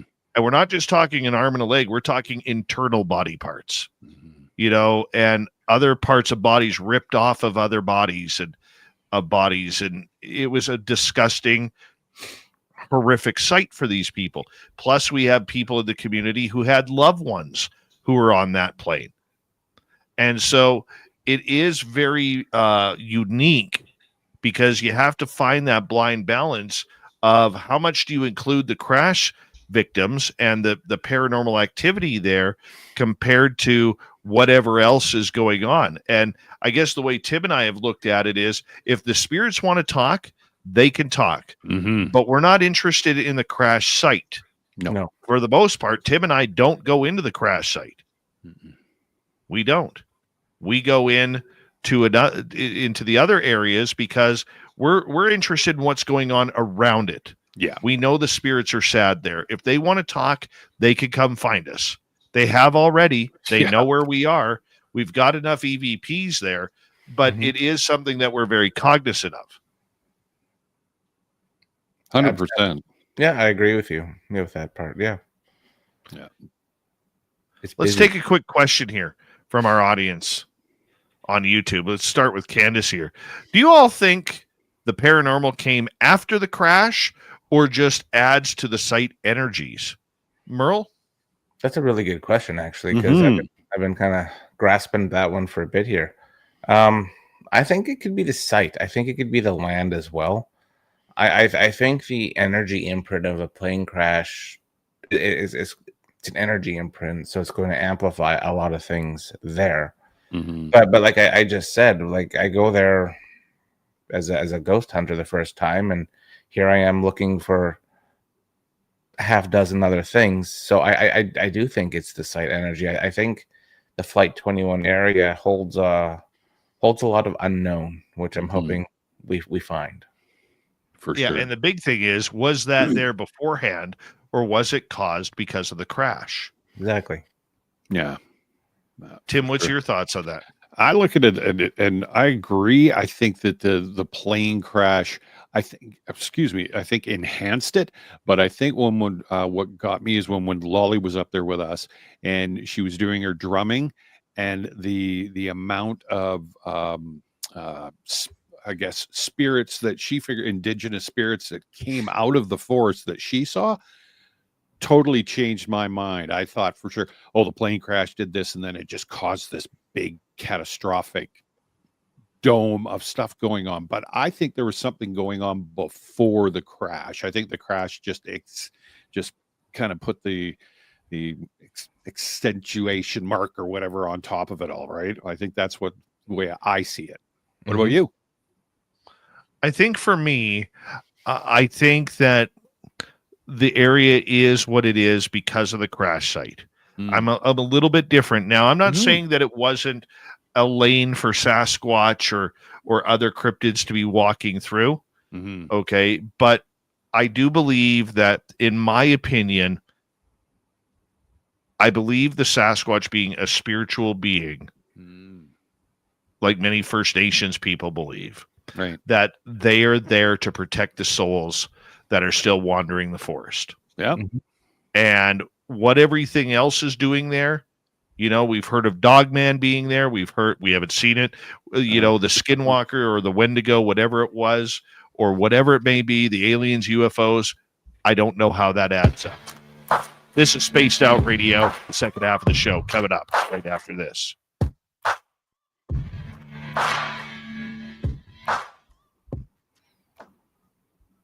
You're listening to Spaced Out Radio with your host, Dave Scott.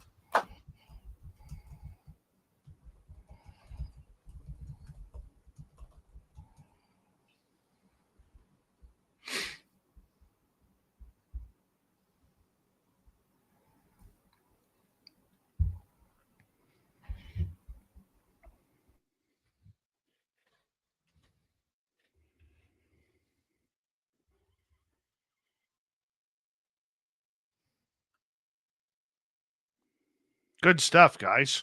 Mm-hmm. That's good stuff. Yeah. Agreed. You know, and I think, no, I'm not. I think I know it. That's the only time I've experienced it in the times that we've been up there that we had two things not really get thrown at us. You know what I mean? Because it weren't thrown at us, but yeah, you and the sound of that rock that bounced in behind you, and then the one that I watched roll and hit Lee in the foot. I was like, what the heck? Yeah. We need to figure out some lighting. I was checking it out today, actually, on Amazon. It's like, Yeah. okay. Yeah. Yeah, we need to figure out some lighting. Mm-hmm.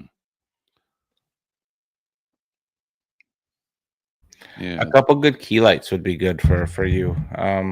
The ones Lee had were really good, but I got some really good panel ones as well that are kind of on the same Oh, okay. platform. Like the one I had on the ground pointing up when you were doing the Estes method. You should see the camera footage. It's crisp. Oh, really? Okay. Yeah. You're crisp. I sure am. You're Krispy Kreme. Copperhead. Oh, well, I get you. Copper. Oh my god. What else, Dave? Just trying to live the dream here. It's always about the dream. Do we have lots of questions? Got a couple from T-Bone coming up. Excellent. T-Bone's the man.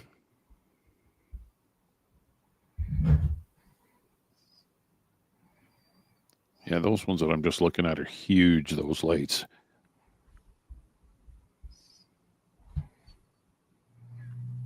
Those ones that I'd like to figure out what kind of lights Lee had. Well, take about I can send him a message. I'm looking at some on Amazon right now. They're similar, but yeah, I don't know. LED, excuse me, LED photo suite. Yeah, but these are plugins; they're not chargeables, so we don't want that. Yeah, Lee had lots of cool gear. So did Merle. You guys are all got cool gear. Big gear, guys. Yep. Yeah, we just need to get some Pelican cases and Right. Mm-hmm.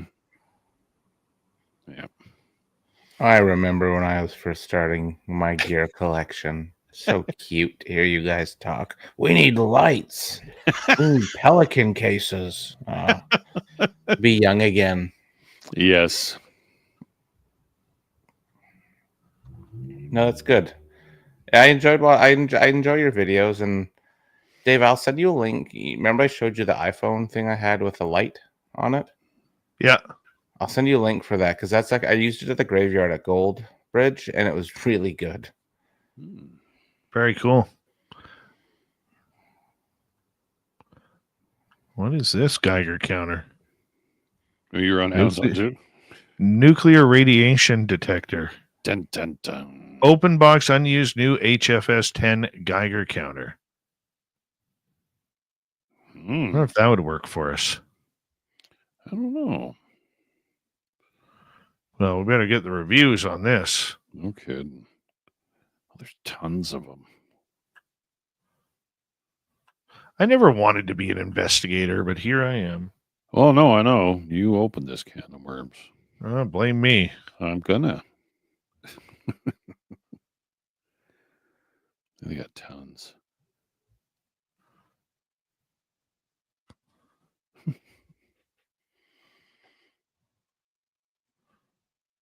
I'm going to see if this guy has this available on Marketplace. Oh, really? Right on. It's only $90. Oh, perfect. Or 2 for 90 or 1 for 50. Well, thank you tonight to T-Bone ×2, Mel WD40, Matthew, and Forrest Louis for the great super chats. Greatly appreciate your love and support of SOR. Thank you for everyone who has joined our YouTube membership. That's the word I'm looking for. And don't forget, you can shop at our Spaced Out Radio store. We do not have ugly swag, people. No ugly swag. So make sure you check it on out. And don't forget to Merle it up. You only got 30 more minutes for Copperhead Merle. Copperhead Merle.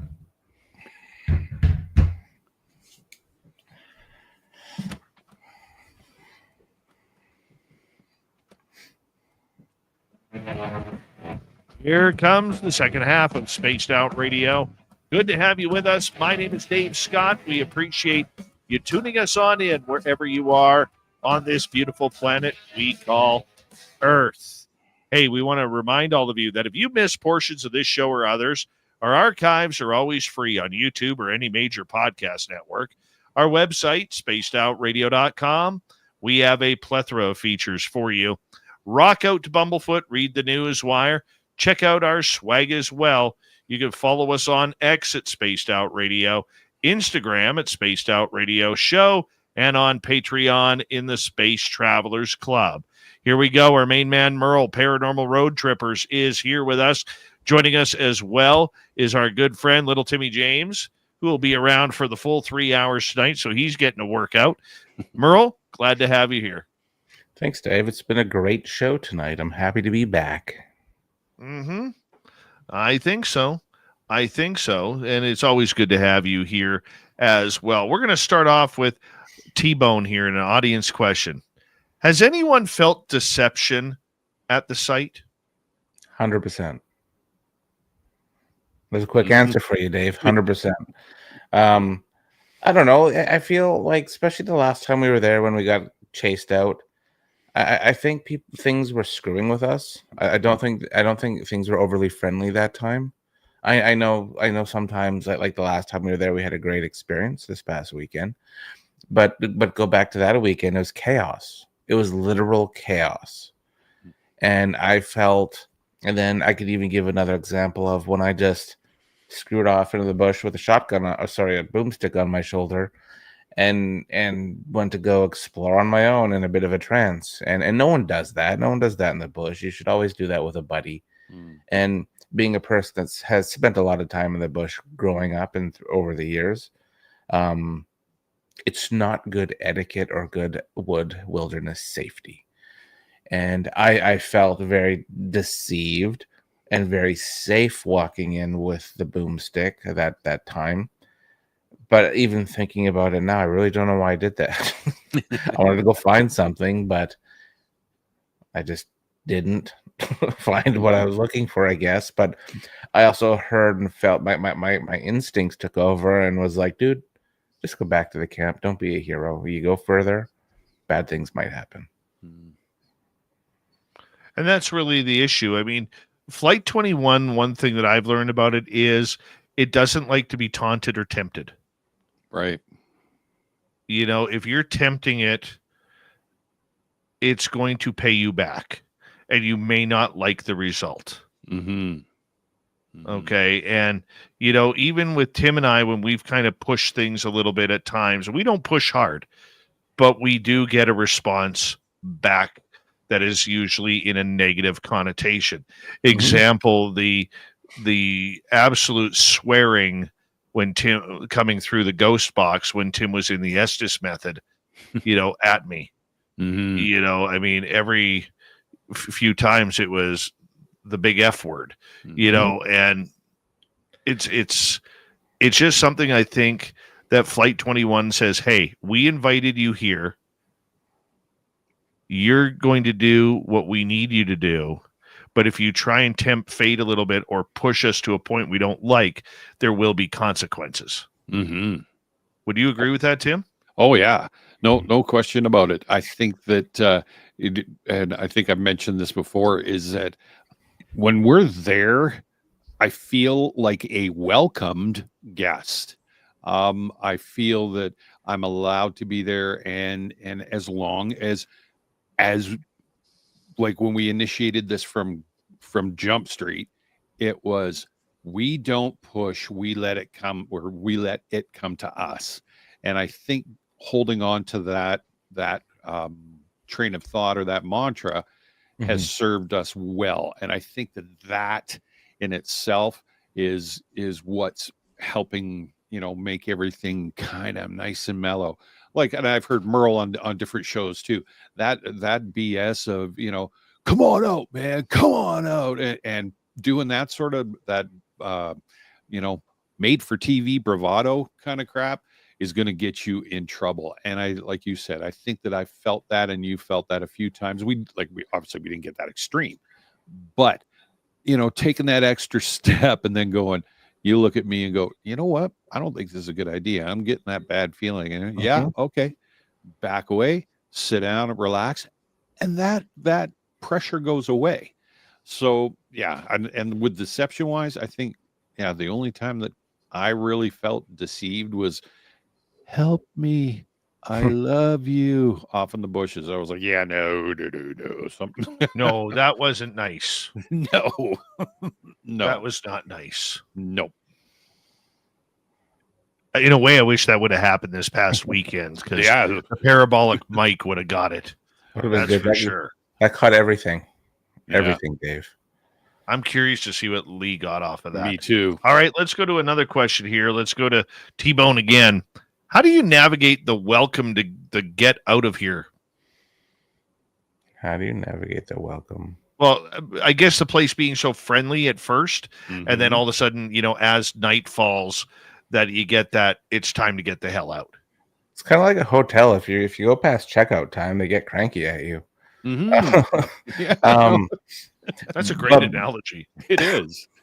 but like what Tim was saying earlier, the whole "come at me, bro" bravado. I've been the "come at me, bro" before. I'm guilty. When I first started, I was a cowboy, thinking you need to be all "come at me, bro" when you do these ghost hunts or even other sites, and it bites you in the tuchus at some point in the night. And you navigate the "let's leave" out of respect as well, because if all things are pointing to exit, please, then you're gonna have to exit, or something's going to happen to you. In my opinion, like in the past, I've been choked at investigations where I've pushed the boundary, and it's respect level of, this isn't your house, this isn't your bush, this isn't your site. You are here on their terms, and when it's time for them to go to bed, they kick you out. And you listen. I think that's a great way to put it. Let's go to Scott here. Has anybody tried gummy bears at Flight 21? Don't my honest answer? No, I'm kidding. Yeah. No. I will put it this way, and it's probably not the answer that you want. Flight 21 isn't a place to mess with. And you definitely want to have your wits about you, because it's not a fun place. It is a carnival ride. Don't get me wrong. It is a fun, what's happening next kind of carnival ride. But I don't want to tempt fate up there by having a couple of beers or having a gummy or whatever it may be. I'm not tempting fate with anything that is there. How do you feel about that, Merle? I don't mix spirit with spirit, and I stay straight edge on every investigation. It makes me uncomfortable being around impaired people doing investigations, because in the past, I've seen bad things happen to people because they get careless and they just don't. They're not into it for the research. They're into it for the spook factor. There's a time and place to have fun, obviously. I don't mind a good gummy once in a while, but not when I'm doing that sort of thing. I like to have a clear head, because I need to make split decisions. I need my judgment 100%, because if you don't have your judgment 100%, you're done. It's disrespectful to whatever you're dealing with as well. And you won't be able, like we just in the last question, the social cues of it's time to leave, that might go over your head, or you might find it funny, depend on what sort of spirit or strain you're on, right? Right. Very true. Let's go to the next question. Let's go to the Doug Shelby. What was the official reason for the Flight 21 plane crash? Any chance it could have been a collision with a UFO? No. The official reason is that somebody on the plane had a bomb built and stored in a briefcase. And that briefcase somehow made its way to the washroom in the back where something set it off. Whether the timer went off or whether it went off accidentally, it went off. Merle, you've studied some history on this. I have. I've listened. So if anyone out there listens to podcasts, go to just Google whatever. It's CBC, Canadian Broadcasting Corporation, Flight 21. They do, I think it's a 3 or 5 part podcast that is extremely good. It has interviews with people who were up there, who like rescuers. I think they have a couple cops that were around during that time, and they're interviewing everyone. And it's, if anyone likes true crime, they attack the podcast in that sense, because there were 3 main suspects for the flight, and one of them, I believe, I think back in those days you were able to have explosives on you if you check it in correctly. Like you let them know I have some dynamite. But I believe one was going to a camp, but the one guy, I think I don't, the name evades me right now. He was an expert at making explosives. He was an expert with gunpowder. I think firearms, and I think he was one of the ones that the cops were like, maybe. And he had a little bit of trouble, a couple brushes with the law as well. So it's interesting. If anyone, I'd recommend people to download it now before you forget, the CBC Flight 21 podcast. It's great. All right, let's go on here because I know, Merle, you want to get to a story. Let's go to Ashley here. Have any of you seen fairies out in the plane crash area? Not yet. No, I have not. Not yet. Do we believe they're out there? Probably yes. This area is not just Flight 21, but the Caribou region is very well known for activity from the Fae. And I've seen fairies in my backyard, sitting on my fence post between my home and my neighbor's home. Right? So yes. Is it possible? Yes, indeed it is. Have we seen it yet? No, we have not. So are we open to it and think it's possible? Oh, heck yeah. Heck yeah. Absolutely. Your thoughts, Merle? I have never experienced a fairy before. I open it if they're out there. But Dave, you've had a lot of experiences with them, so I can't answer that one because I don't know. I don't know if they would be. That's my honest answer. How about you, Tim?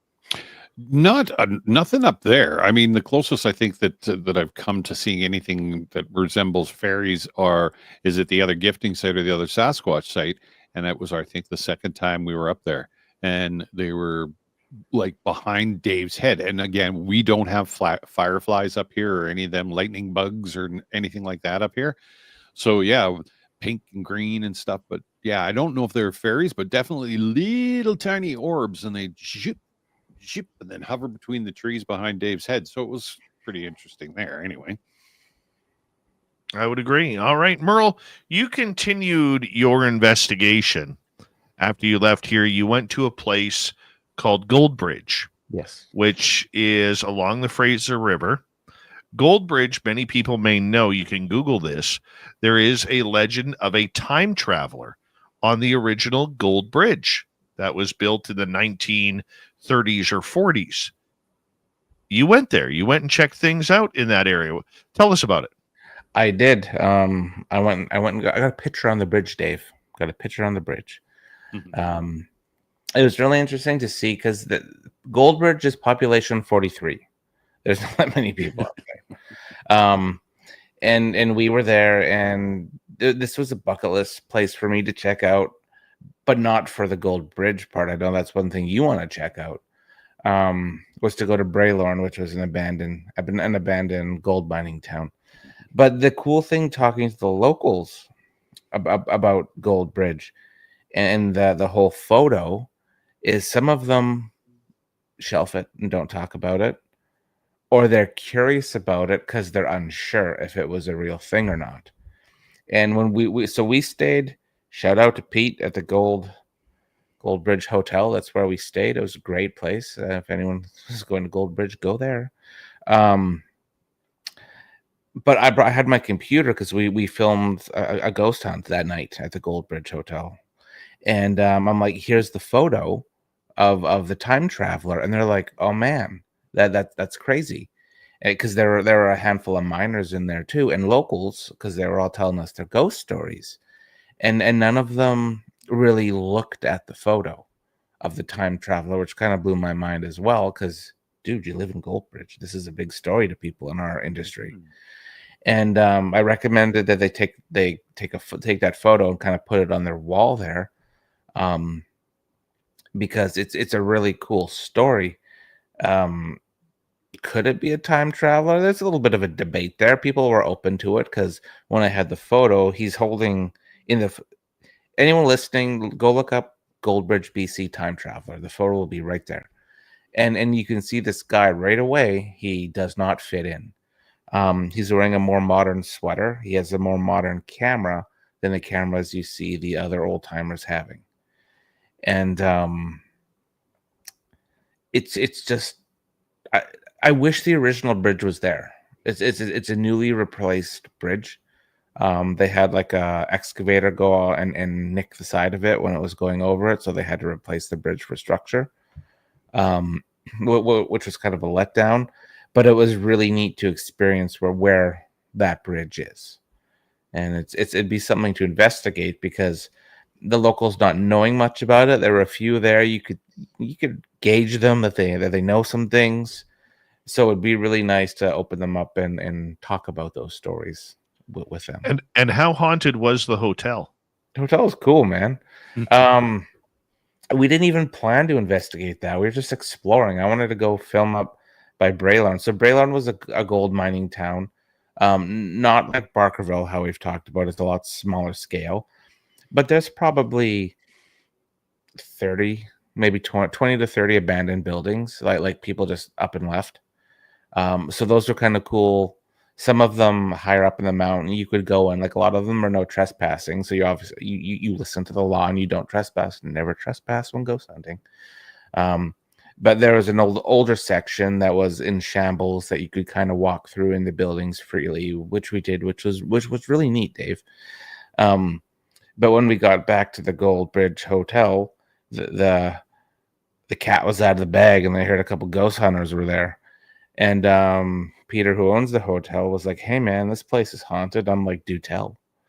And one thing led to another. I'm like, "Do you want to see some ghost hunting gear?" And and then I sat him down for an interview and got all these stories because there's a previous owner that lived in this hotel that passed away in a fire near the hotel.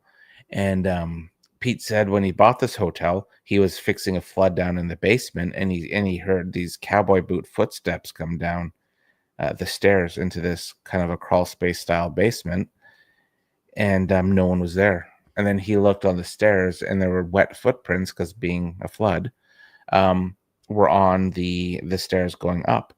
And then the front door to the hotel slammed open and closed, and you could see the footsteps all through the building. So that was a really cool story. And we did an investigation in the basement where we got a lot of intelligent answers when Peter was asking some questions pertaining to the old owner and the hotel and the site, as well as the SLS camera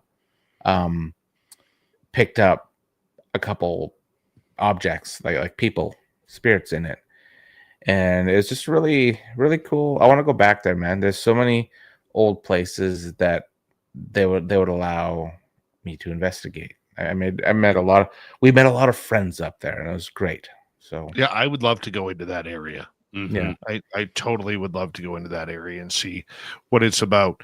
when you were in Braylorn, did you hear stories of the demon that allegedly haunts that town? Nobody would talk about it. Like I had my research. Wrote a thing like years ago about that place, and I didn't have any. I felt a little uneasy, but there are also signs everywhere of like grizzly bear, watch out. So I'm already at a 10 of like watching over my shoulder and just listening to everything in the bush. But we went to the spot where that happened, and that was a no trespassing area. So you could look at the houses, you could walk up to the houses, but you can't go in them. But then going up to the higher section, I didn't feel it, man. I really wanted to. I'd love to investigate it at night, but there's probably a lot of things up there that would scare you.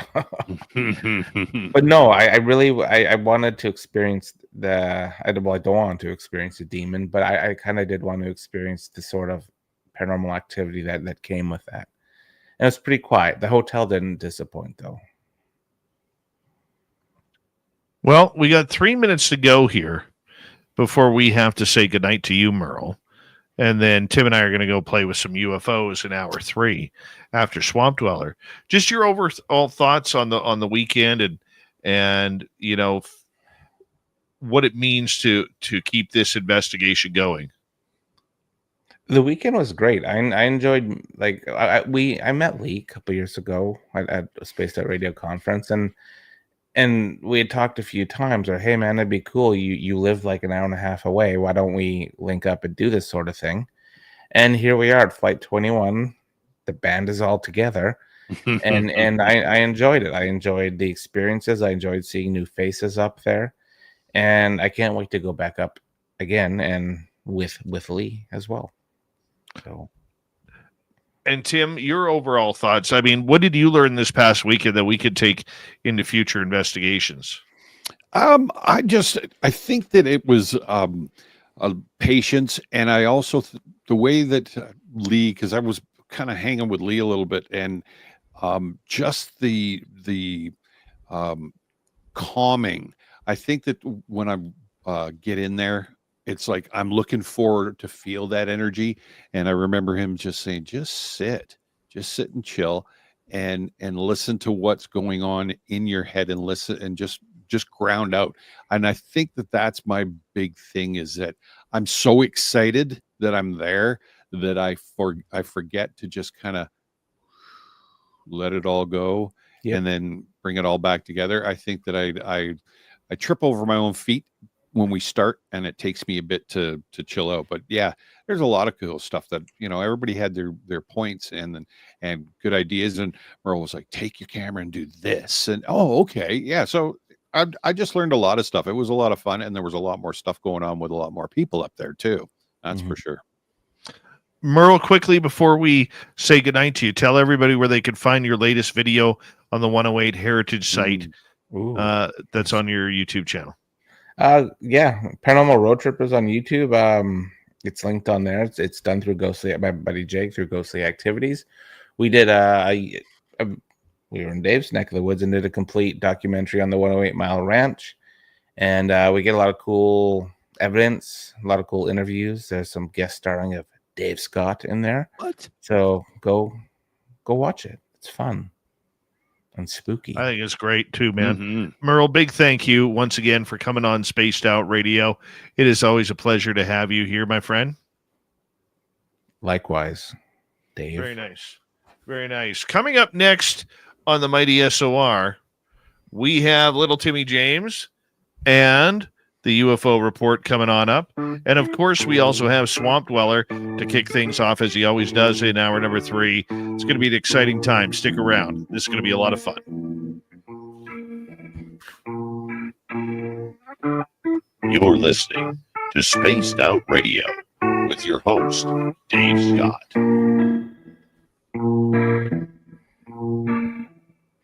Merle.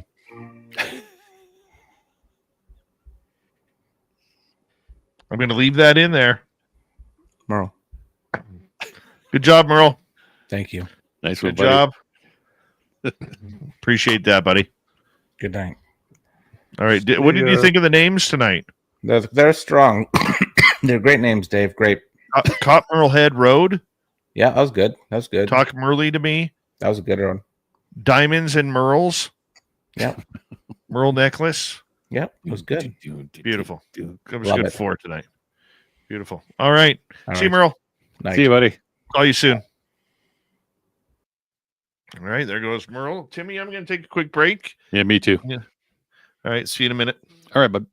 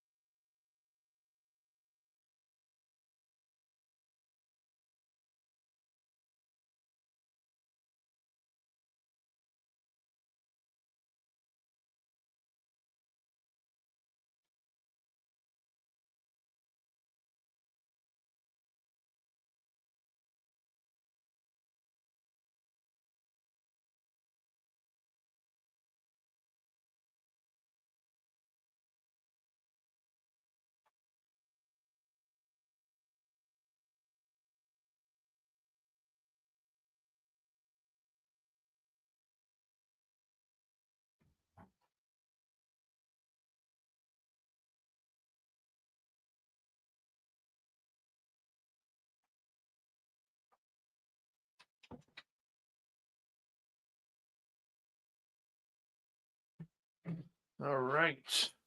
We are back. Oh, Dirty Filth is joining us. Hey, Phil. He's up late. I know.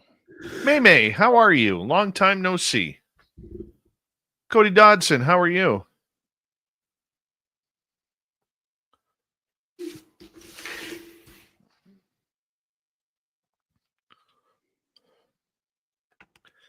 I bought more Tums today, and I forgot them upstairs. Oh, of course. Because there's nothing better than heartburn when you're on the air. No. Dave, you're gonna have heartburn, but you're gonna attempt to defeat me in a hot wings challenge in Vegas. Oh, dude, I will take the heartburn for that.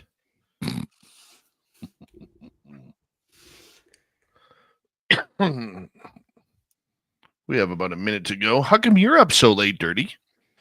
Well, you know, the warehouse world and shipping industry never stops, and sometimes you gotta go in when there's a 53-foot container of stuff that has to be unloaded as soon as possible. Otherwise, you gotta pay for it. So, Oh, yes. Juliana, how are you? How is your dine and ditch tonight? hi, Juliana. All right. Big thank you to T-Bone ×2, Matthew, Mel, and Forrest Louie for the great super chats. Thank you to all of our members. I'm going to try and do a live feed tomorrow afternoon, and I think it'll go well. I do. And, of course, you can shop at our Spaced Out Radio store. Why, Tim? Because we have no ugly swag, people. No ugly swag, so make sure you check it on out. And we're about 10 seconds away from Swamp Dweller coming on to kick things off. And then Tim and I got the UFO report. Here we go.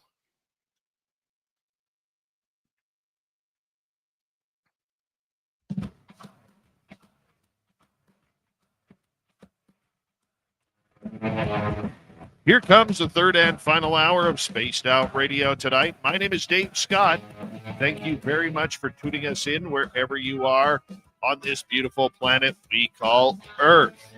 Hey, we want to say hello to everyone tuning us in on our terrestrial affiliates around North America, digitally on every major podcast network, our website, spacedoutradio.com. We have a plethora of features for you. Rock out to Bumblefoot, read the news wire, check out our swag as well. You can follow us on X at Spaced Out Radio, Instagram at Spaced Out Radio Show, and on Patreon in the Space Travelers Club. The Desert Clam has set the password for tonight in the SOR Space Travelers Club. Barton. Barton is your password. Use it wisely, Space Travelers, as the Clam sets the password each and every night right here on Spaced Out Radio.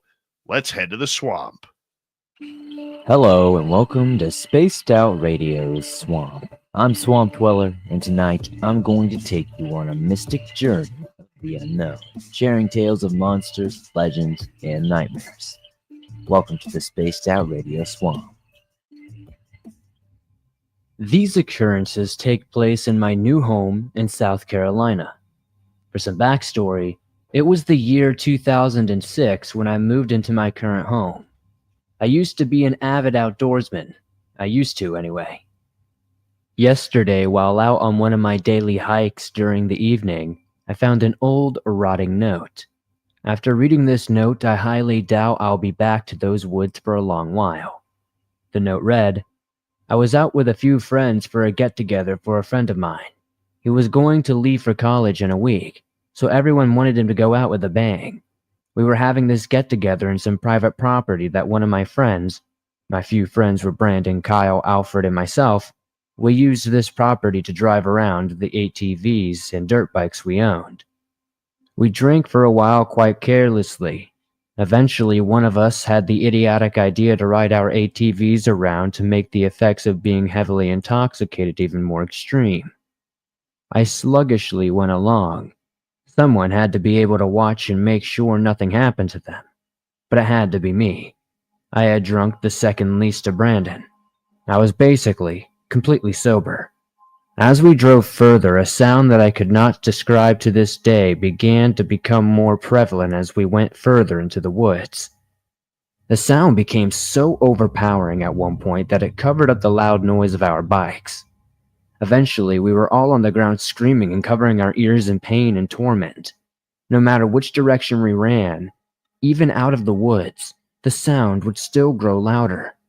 At this point, the sound became clear to me that it was most likely a scream. Then I saw something that I will never forget. I saw these, what I can only describe as animals. They looked like pale, light gray humanoid-type creatures. They had to have stood at least 4 feet at the shoulder. Their heads had borne the charges of dogs, but the teeth were tiny, blood-red knives. The screaming noise had ceased to stop. Then, there was one creature that stood out from the other 8. This one stood about 6 feet tall at the shoulder. He had a much more muscular build than the others, who looked malnourished. His mouth was wide open, still bearing those sharp, long needle-like teeth. But the biggest one, which I supposed was the leader, made a different noise. I could only describe this noise as a clicking noise. It may be necessary to mention that I have the most powerful build of all 4 of us. After my friend had been dragged away so inhumanly fast, I couldn't run that fast if my life depended on it, but at this point it did. But while my friends and I were being dragged away, I realized something. The screaming had stopped. After about 2 or 3 miles, there was a pit of bones from different animals, but the most common were human bones. The stench was so nerve-wracking that I eventually passed out. When I woke up, my friends were already dead. After seeing the bodies of my friends being eaten by the creatures, I will never be the same. The screaming stopped when the animals had something in their mouths. The screaming almost drove me insane. I resorted to feeding the creatures. All my family, friends, and pets, all the people I know are gone. My family, friends, and even my pets are gone. I think the police are beginning to understand what is going on now. They have been showing up at my house more and more lately. The screaming won't stop. I have nothing to feed them except for myself. This is my suicide letter before I jump into the place where I keep the creatures away from all society. Anyone who finds this note, please drop the note now and run. I don't want anyone else to suffer my fate. Now, for whatever reason, I believe that this note is truly genuine more and more by day. A strange screaming noise has been coming closer to my home every night that I keep hearing. I don't know how much longer I'll be able to live here. Every night they just get a little bit closer and a little bit closer. With my trusty revolver at my side tonight, I will most likely not be able to sleep. The sounds that I hear at night freak me out so bad that I can't sleep, and I have to somehow find some sort of prescription drug to make it work. I could hear a scratching noise at my door recently. I'm hoping that things are going to improve before I get out of here, or hopefully at least hold off until I move. I plan to move back in with my parents in a few days' time. Wish me luck, because I sure as hell am going to need it. Like I said, when I first found that note, I thought it was just some sort of short, scary story, maybe something that somebody had put there to scare people. But after I'm starting to experience these things myself, this story is starting to seem a little bit more real. Thank you, Swamp Dweller, for another spooky story. If you want stories just like that, head on over to his YouTube channel, type in Swamp Dweller, hit subscribe, ring that bell, and you got thousands of stories for you to choose from. Time for the UFO report. That is an interplanetary flying space saucer.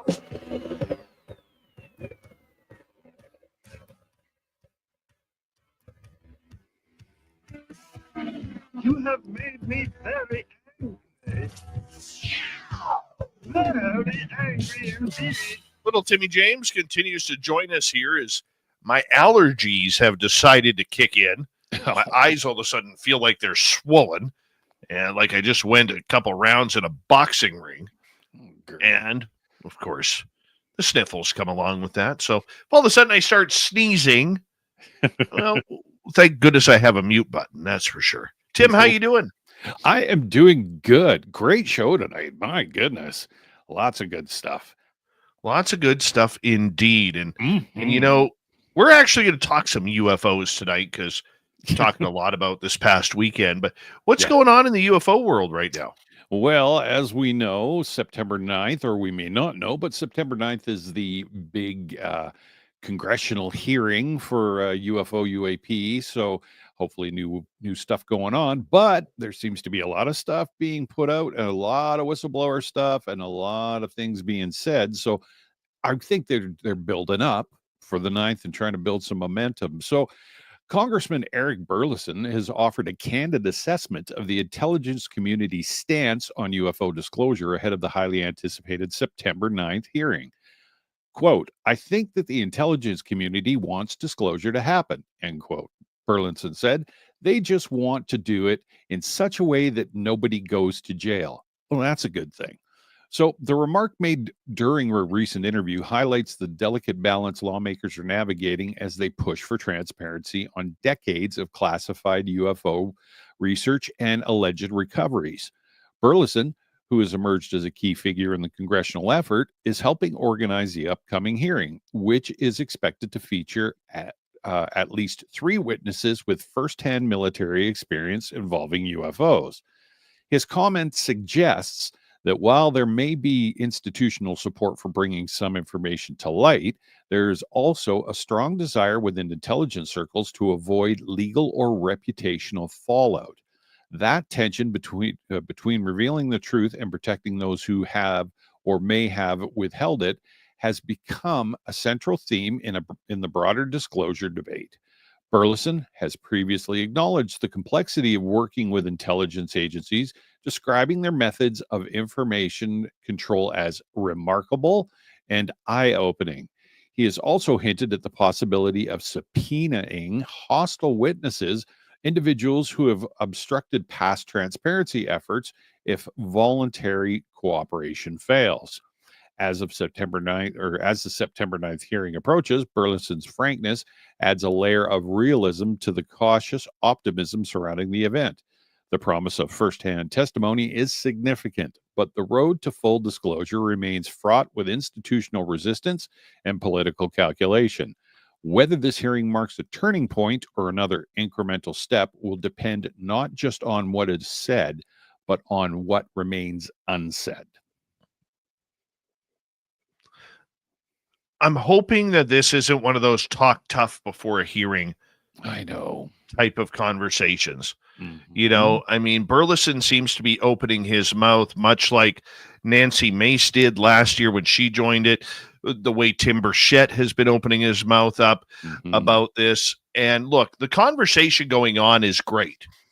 You know, the fact that they are not letting anything or letting this subject rather die off, I think is fantastic. We need that to happen. You need to have this conversation going, even if it is, the smaller players in the congressional portion of the United States government. Doesn't matter. At least they're making headwaves by keeping the conversation going. Right. That being said, I do worry about some of these experiencers and potential whistleblowers regarding their safety. I mean, if all of a sudden some of these people are called in against their will and subpoenaed, this could cost them their career. Or we're going to get a bunch of plead the fifths, and they're not going to say anything under oath because of risk for their job, their career, their fellow intelligence members, or who have you. But I do believe, even though I don't believe in disclosure, and I'm still not changing my mind on that, I do believe there is a healthy balance that they can find without giving up names of intelligence members or giving up locations where they could release a lot more than what they're holding on to. We're only seeing, the head of a pin when it comes to what they are showing and what we allege that they have, they being the U.S. government, right, for information. There is a lot more that they could do in order to bring this out that isn't going to hurt anybody's feelings. It isn't going to cost people careers. It's not going to cost the intelligence community any sort of egg on their face, by hiding other projects or whatever. They have encyclopedias on this stuff. They got National Geographic type information on this stuff. Bring some of it out. Exactly. Right? You don't have to go down the hostile road. No. And if I'm all of a sudden called as a hostile witness to a government program, and if I deny to go, do I get arrested? I don't know how the American system works. No, exactly. Yeah. And it's I'm kind of stuck because I know that we had reported earlier in the month or whatever that Burleson basically was, of the same opinion that I think most of us are, of wanting to have new faces and people with some real tangible stuff. I mean, and no, this isn't a shot about or shot at anybody that's come in the past, right? I'm not saying that, but he, I think him trying to move it forward and him putting out, looking for resumes for, a very lack of a better term, I guess, is that I think that that's important. And I think that the protection of those people that really have stuff and can go, hey, this is a widget off of, a craft that we picked up. That's super important. And I think that's where we need to be, and that's where it needs to be pushed. And I think that's where he's trying to push it. But the utmost importance is the people that are coming forward have to be comfortable in doing that, and forcing somebody. I don't know how I'd feel either. Hey, Tim, we know that you've got the widget to that craft that, went down in Antarctica. You've got some widgets and, you've got to come and show us. Well, no, because it's not a good idea. We're going to make you come. I'm just like, I don't think that that's the greatest idea. I don't think you're going to get a hostile witness or a hostile whistleblower, or however you want to put it. I don't think forcing them into that corner is going to produce positive things. I think you're just gonna, I think you're just gonna muddy it, and you're gonna take away from what you're really trying to get to. Just my opinion. Move on. Let's go to the next one. All righty. So more buildup. A whistleblower identified only as Mike has claimed possession of evidence demonstrating a functional power source derived from a UFO operating within a controlled environment. The statement released publicly on the 20th of August was confirmed by Representative Eric Burleson, who vouched for the credibility of the civilian witness. According to Mike, the advanced technology was observed in 2003, and he has since gathered supporting documentation. The claim follows a series of congressional hearings addressing UFOs, including testimony from former intelligence officer David Grush in July of 2023, who alleged the U.S. government has concealed programs involving the retrieval and reverse engineering of non-human craft. The Pentagon has consistently denied such claims, with spokesperson Sue Gao stating in 2023 that no verifiable evidence supports the existence of programs involving extraterrestrial materials. A 2024 report from Arrow further dismissed assertions of hidden UAP technology. So Mike's statement aligns with a separate whistleblower report from 2024, which detailed a classified Pentagon program codenamed Immaculate Constellation. This program allegedly collects and quarantines high-quality UFO data, including video footage and sensor logs outside congressional oversight. The report submitted to Congress in November of 2024 by former intelligence contractor Matthew Brown describes incidents of advanced craft, including orbs outmaneuvering U.S. Air Force F-22 jets. The Pentagon denied the program's existence, calling these claims baseless. Congress has shown bipartisan interest in the UAP transparency, with lawmakers like Representative Jamie Raskin emphasizing the need for clear reporting systems. Hearings in 2023 and 2024 explored eyewitness accounts from military pilots and allegations of witness intimidation, though no concrete evidence of extraterrestrial technology has been declassified. Mike's claim is substantiated, or if substantiated, could prompt further investigation into a government handling of UFO-related materials. So I tried to dig more on Mike and what else, a little deeper on this stuff, get a little more meat and potatoes. It is like barren. There is nothing else on Mike out there that I can find today. Mike is one of those whistleblowers that's coming out, brand new information, making a lot of extraordinary claims.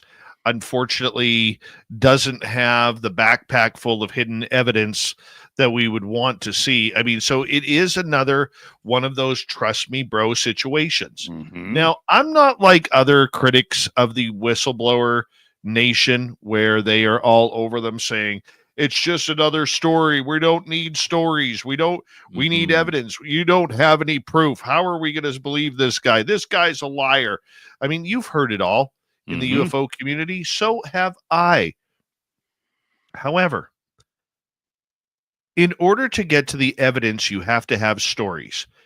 Okay? You need a lead. Okay? If you're taking thread off a spool, you need the first part of the thread in order to unravel it all. Exactly. Okay. So I have no problem with these guys coming out with their stories. But at some point, we need something more than grainy videos that you can't make out a UFO from a lollipop. Okay. And unless these people like this Mike are willing to name places, you don't have to have information. Give people a lead.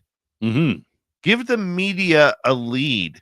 Okay. This was happening at Malmstrom Airfield. This was happening at Ohio's Wright-Patterson. This was happening at Area 51. This was happening at McCord Air Force Base in Washington. Whatever it is, give a lead. You know what I'm saying? Oh, for sure.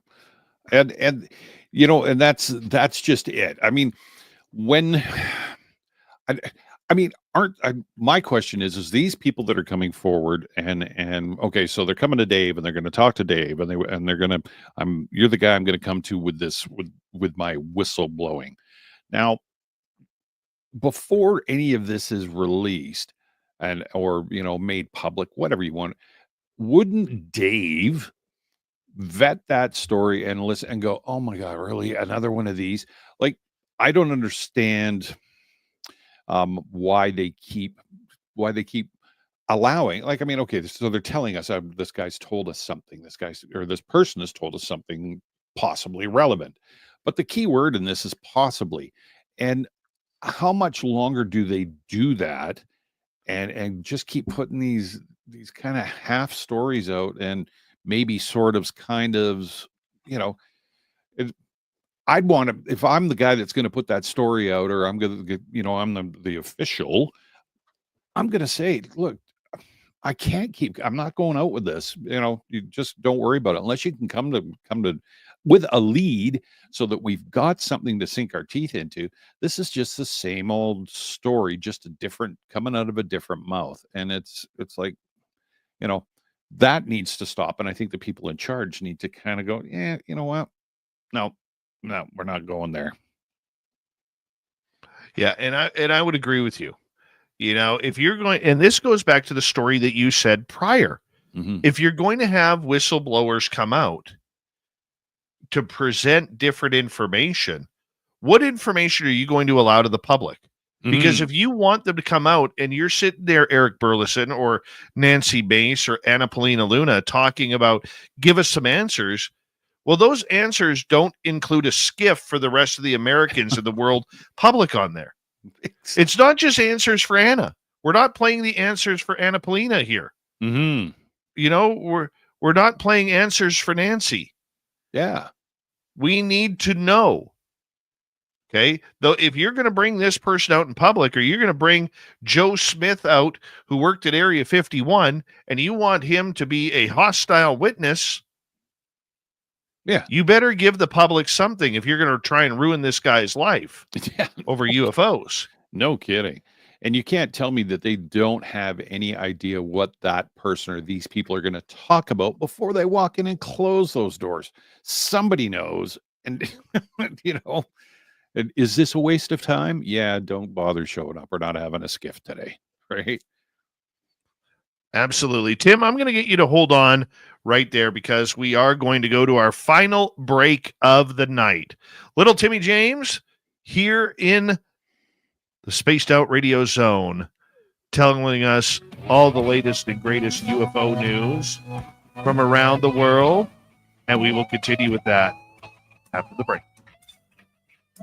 This is Spaced Out Radio. Your host, Dave Scott.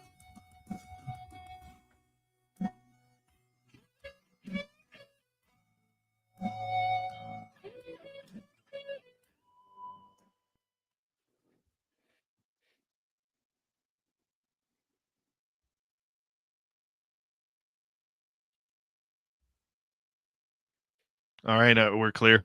Yeah. Yeah. Yeah. I'm just looking on Amazon at ghost hunting gear right now. Shopping while working. Well, you know what? I figure I want to try and find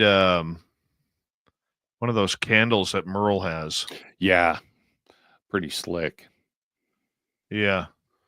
They do have some cool stuff here, though. Mm-hmm. Yeah. Oh, I was playing around with those trail cams that Lee donated to the cause. Yeah. Nice. Mm-hmm. Yeah. No. These aren't any, dollar store specials by no means. Those are those are good ones. I was like, holy cow. Parfait. Peanut butter parfait. Ew. I don't see the candles on here. The peanut butter parfait is Mrs. Phil's favorite snack in the entire world. I think they'd be good if the peanuts weren't in there. Wouldn't be a peanut butter parfait then, Dave. They use the driest of the dry roasted peanuts. Oh, really? Oh, yeah. They actually got a special bag when they see Dave walking up, like, oh, there's that Dave guy. He hates the dry peanuts. Load him up, double. You know what I like? I'm still a banana split guy, but I switch out the pineapple for caramel. Oh, see, I do that with the fudge because I can't handle the chocolate fudge. Yeah, it's like, oh, yeah, I'm a big caramel guy. Mm-hmm. Damn straight. Have we ever figured out the caramel secret, Dave? You know what's that? Have we ever figured out the caramel secret? No. Mm-hmm. It's not meant to be found. Are we going to find out about aliens before we learn about the caramel secret? Probably. That's a Canadian thing, though, isn't it? Is it? I think it is. Well, too bad for everybody else. That's We're right. not in the cool kids club. No. I like it at Halloween. We used to get those little, and I'd go through my brother's Halloween bag and grab all the little, the little 2-bit. Yeah. I'd scab them all and throw Reese's peanut butter cups in there because like, ew, gross. It always reminded me of Tetris too. Those little caramel bars, little Tetris pieces there. Mm-hmm. That's why I work in the warehouse industry. Yeah, because Grandmaster of Tetris. Yep. It's like when I used to deliver furniture. Same thing. How high can we pack this truck, and how do we get all these pieces in there? Where's the cat? It's in there somewhere. Just folded her over a little bit, crammed her in a bag. Works for my cats. Right. I think my car keys are in the bureau that are up on the kick in the front of the moving van. What? The bureau? The I hear that one bureau. very often. The bureau. The bureau. In my cartoon world, the bureau is the FBI/CIA. It's just called the bureau. The bureau. That's where the man in black works. Mm-hmm. I got a question for you because I only started recently buying things off Amazon. Okay. So this is the first time this has happened to me. Your parcel may be lost. What? Good on you. Yeah. I ordered a keyboard, a laptop stand, and one of those multiple USB things. Yeah. I ordered those, and it's saying my parcel might be lost. Okay, I've never seen that, but yeah, apparently it got lost in Williams Lake somewhere. Yeah, okay. Yeah. So they're saying, do you want to we could request a refund, or should I just wait it out? I might wait it out unless you're wait it out, Dave. I'll give it I would another few suggest waiting days. it out, Mhm. and then if it doesn't show up, get a hold of them. They'll probably send you one super quick, Mhm. like express, and then you know what? The other one might show up, and Yeah. then you got two. That's happened to me before. Yeah. All right. I've heard the Good same thinking. thing. Thank you to T-Bone times 2, Matthew, Mel WD40, and Louie for the super chats. Appreciate the love. Here we go. In like 5 seconds.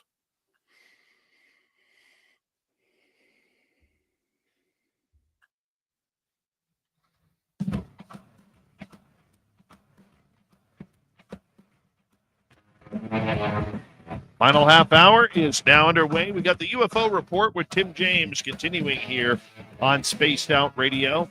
My name is Dave Scott. Thank you for tuning us in wherever you are on this beautiful planet we call Earth. Hey, we want to remind all of you that if you missed most of this show or others, check out our free archives on YouTube or any major podcast network. Our website, spacedoutradio.com, we have a plethora of features for you. Rock out to Bumblefoot, read the news wire, check out our swag as well. You can follow us on X at Spaced Out Radio, Instagram at Spaced Out Radio Show, and on Patreon in the Space Travelers Club. Here we go. Little Timmy James joining us for the great UFO report. Here we go, Tim. What do you got for it? Well, one more coming out of the build-up for whistleblowers. So, a sitting member of Congress has made public a series of whistleblower testimonies that challenge conventional understanding of extraterrestrial encounters and government secrecy. The disclosures, presented during a closed-door briefing and later summarized in a press statement, included accounts from former intelligence personnel and defense contractors who claim direct knowledge of non-human technologies and interactions. One testimony describes a structure in the deep ocean allegedly located in a region monitored by naval reconnaissance. The whistleblower, whose identity remains protected under federal whistleblower statuses, stated that the object is not of terrestrial origin and has been under observation for years. No further details were provided regarding its composition or purpose.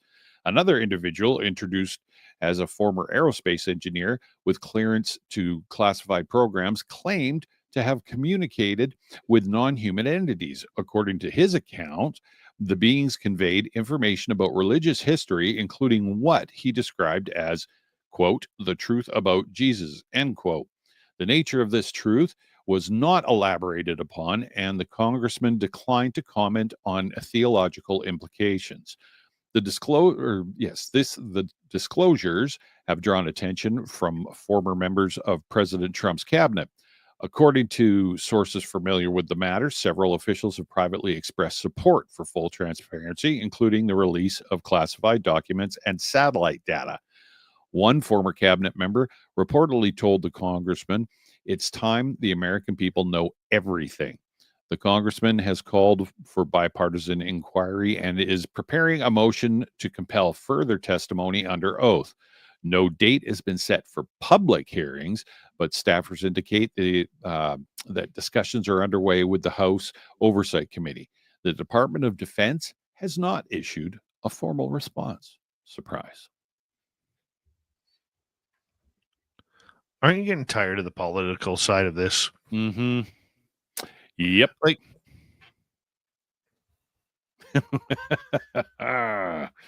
yep.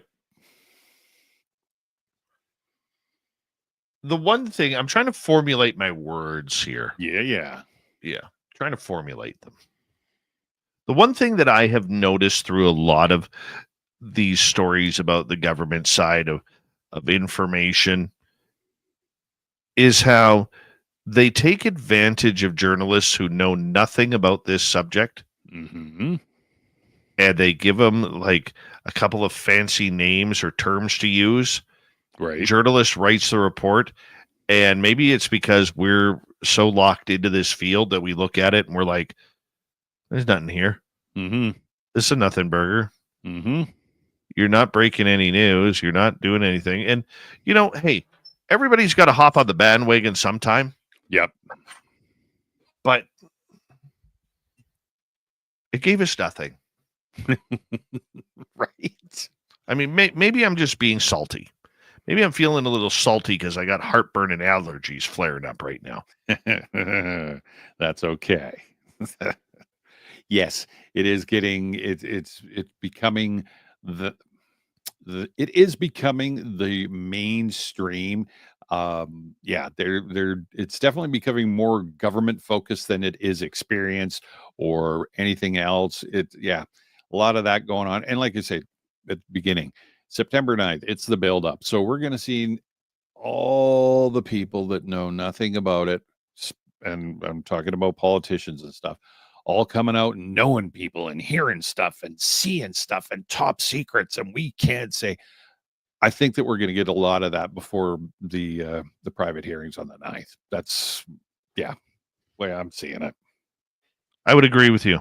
Mm-hmm. I would totally agree with you. Yeah. So this one's not political. Oh, wow. I know, right? It is scientific. Yeah, perfect. So the mysterious interstellar object hurtling through our solar system has just given scientists more evidence that it may be a craft from another part of the galaxy. According to Harvard astrophysicist Avi Loeb, the object, dubbed 3I Atlas, seems to be generating its own light, similar to a vehicle turning on its headlights, but its source is currently a mystery.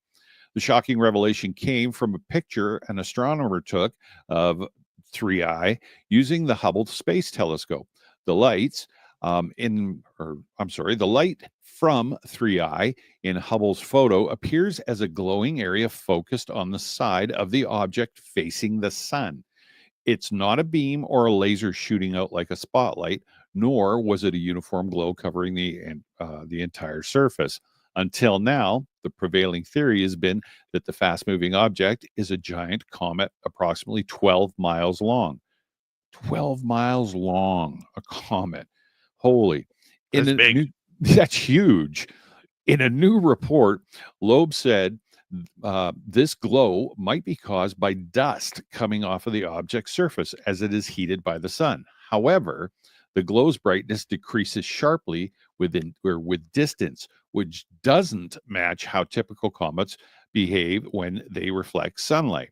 According to Loeb, this has added yet another potential clue that 3I might be artificial, containing a powerful source of energy that's capable of generating light we see from millions of miles away. So 3I could be a spacecraft powered by nuclear energy, and the dust emitted from its frontal surface might be from dirt that accumulated on its surface during its interstellar travel, Loeb wrote in a statement. This cannot be ruled out, but requires better evidence to be viable, he added. Normally, comets glow because of the dust and gas around them reflecting sunlight. This light usually spreads out more evenly and doesn't dim as quickly as you move away from the comet's core. Scientists expect the brightness of 3I to follow a similar pattern, but instead it drops off sharply, suggesting the light might be coming from something else entirely. The discovery was similar to standing near a bright flashlight.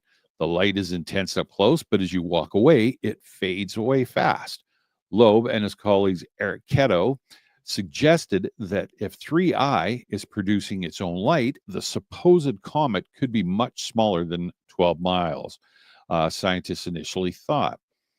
It is creating a light, Loeb estimates that 3I could be smaller than 300 feet long, with the object's brightness fooling our telescopes until it gets closer to Earth. This would put it in a similar size category to a Mao Mao. The first You have troubles with that one. I always do. Mua. Mua. You know what? The one thing I love about Avi Loeb from Harvard University. Yeah. He's not afraid to rule anything out. Mm-hmm. Okay. So he's not afraid to say this is a meteor or this is a comet or this is a UFO. Mm-hmm. He's open to anything until the evidence proves differently. Right. Now he seems to be leaning more towards that it's a comet, whereas a few weeks ago he was sitting there saying, hey guys, we don't know what this is. this is not making movements of something that we normally see, just like Oumuamua did, or in your case, Oh Meow Meow, meow meow, right? and I like that about Avi, because to me, that's science. Okay, that's science. He's not afraid to put his job, his reputation, his tenure at Harvard on the line to sit there and say, this could be a UFO. I love that about him. Yeah, I really do. And, you know, have you ever sat out at night and watched a meteor or something fly by like that? I have too. I love it. Yeah. You know, especially when you get these giant meteors that are going by, or asteroids, when you can actually see them and they got the big tail going. And it looks like they're just stagnant in the sky. But really, realistically, this thing's flying at like, 10 times, 100 times the speed of Mach. Yeah. Right? I mean, or more. Yeah. Exactly. I think it's just incredible. I do. I think people need to take the time to really enjoy staring up at the stars again. Go in, if you live in a city, a metropolis where there's a lot of light pollution, head out into the dark valleys or the mountains or whatever, where you could just, have an opportunity to grab a pair of binoculars and go watch the Perseid meteor shower, go just enjoy a night of the stars. You never know what you're going to see. It's amazing. No, and it's we're lucky. Dave and I are lucky up here because it takes about 2.5 seconds to walk out the door, and we don't get that light pollution up here. And some nights it's absolutely stellar. And it's gorgeous out there. And yeah, I've sat out in the front yard, in the backyard, and just pulled out the lawn chair, and yeah, it's very peaceful and it's beautiful, and there's so much stuff that you can see, and we're very lucky. And I forget sometimes, I take it for granted that we're up here and we can do that. And yeah, Dave's right. If you get that chance, just get out and get away from the city and enjoy that, because yeah, I don't know about you, but that definitely it grounds me right out. 100%. 100% agree with you. We got about 9 minutes to go. What else do you got for us? Well, a small little piece on lawmakers in the Senate this week heard startling testimony from John Kozlowski, director of the Pentagon's AARO, who described a UFO encounter that remains unexplained. So according to Kozlowski, the incident involved government contractors leaving a U.S. facility in 2 separate cars. As they drove, both groups of witnesses reported seeing an enormous object in the sky. So both groups in the vehicle. It was described as a metallic cylindrical craft resembling the Tic Tac UFOs made famous in Navy videos, but on a much larger scale, roughly the size of a commercial airplane. For between 15 and 20 seconds, the object appeared to hover motionlessly, glowing with a white light without any visible propulsion, sound, or movement. It then disappeared instantly, vanishing from sight as if it had never been there. Kozlowski told the committee that such a phenomenon cannot be easily explained by any known aircraft, technology, or natural event. The testimony came during a hearing before the Senate Armed Service Committee, where AARO presented its latest findings on UFOs. While the office has successfully reevaluated and debunked some of the more famous UFO videos released over the last decade, such as the so-called Go Fast clip, Kozlowski acknowledged that cases like the contractor sighting remain unresolved and genuinely anomalous.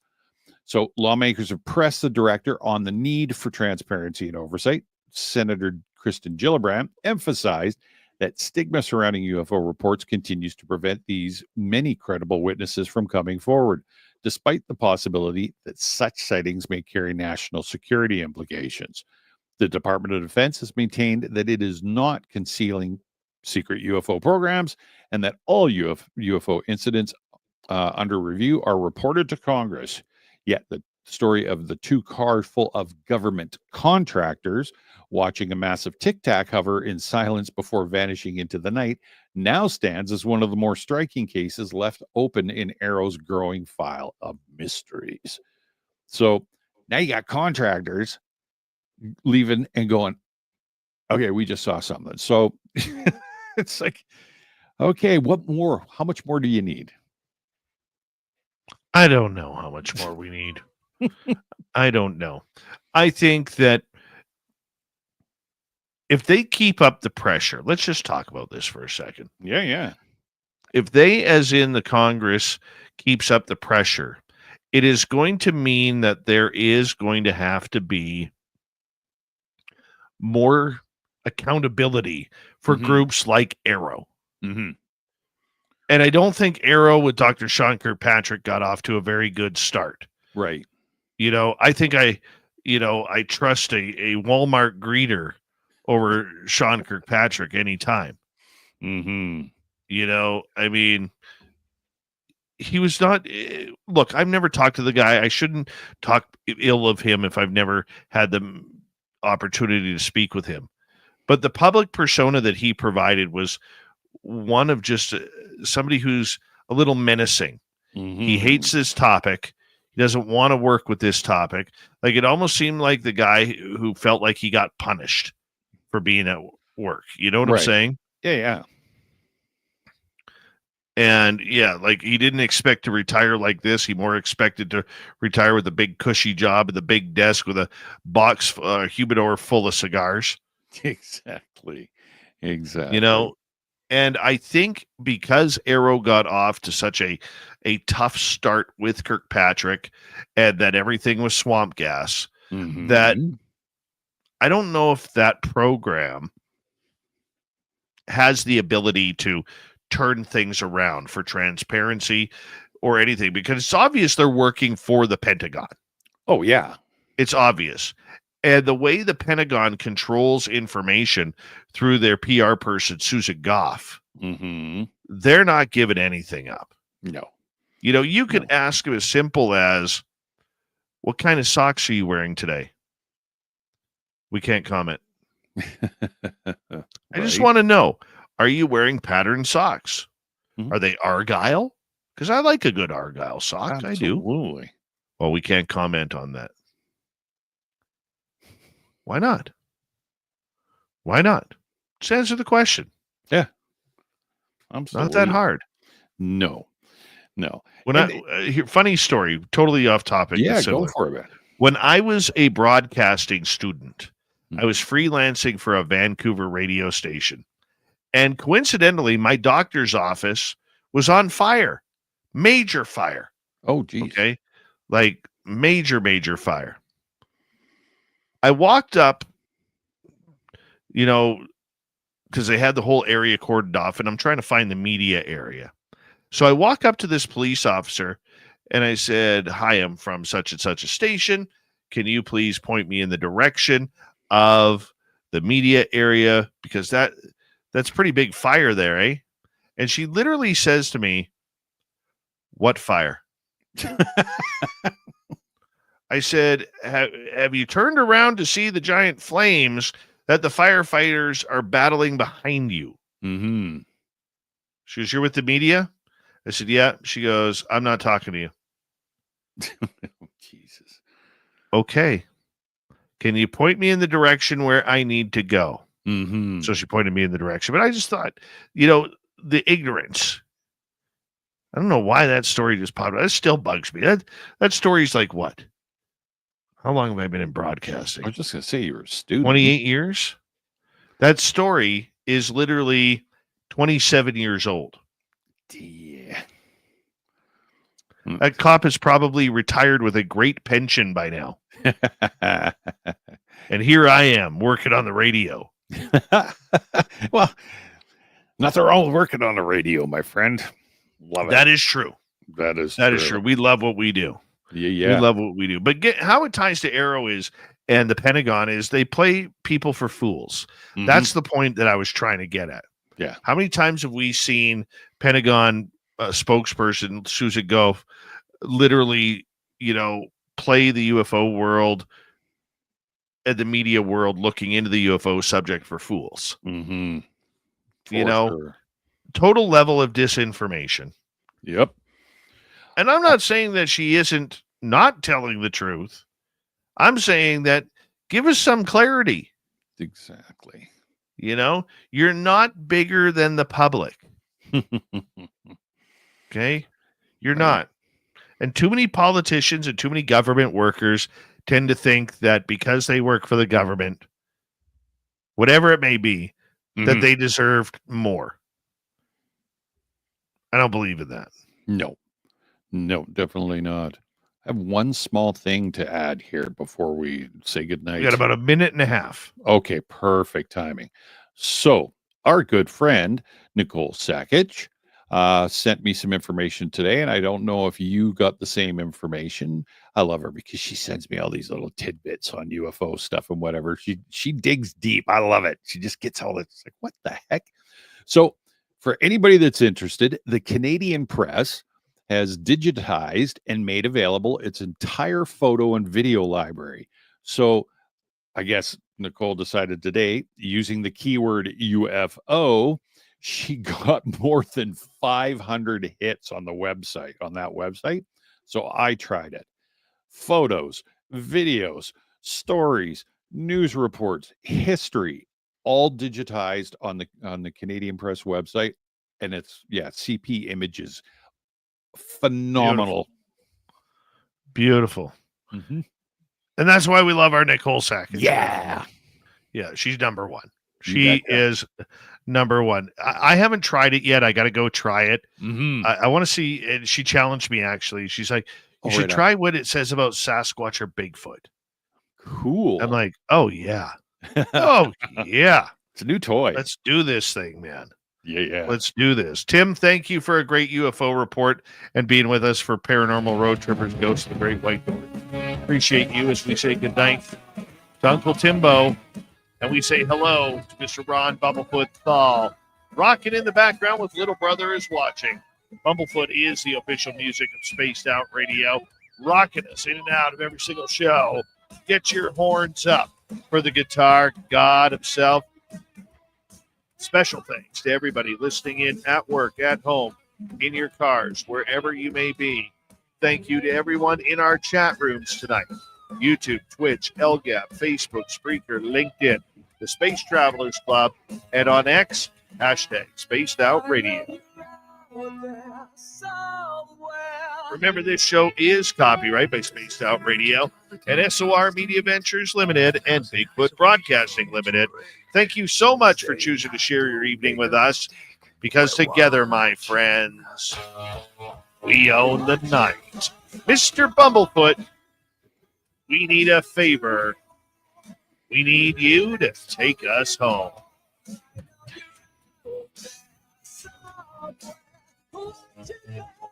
Yes, the Woo train has docked for the night, but soon, my friends, we shall ride again.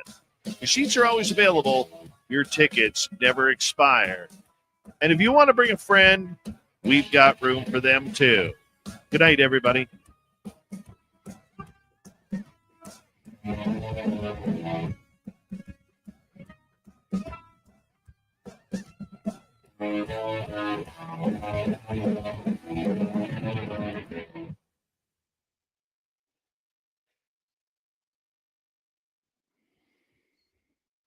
All right, we're clear. Yes. Man, that was a good show. That was fun. Yeah. That was fun. I thought so. Yeah. On 20th. 25.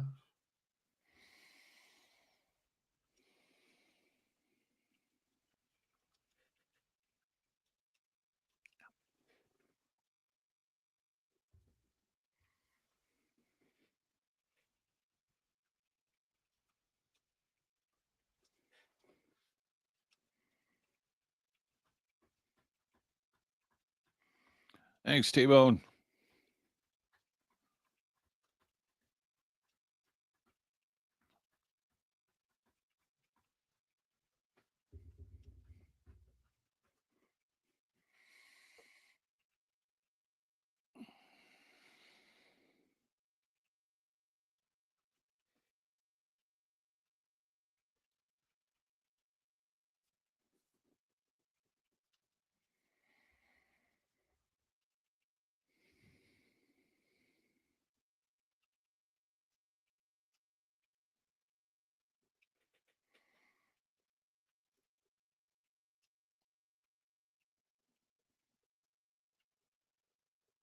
You got tomorrow off?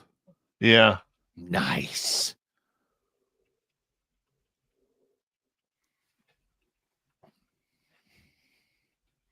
Oh yeah. Okay. So you had to work today then?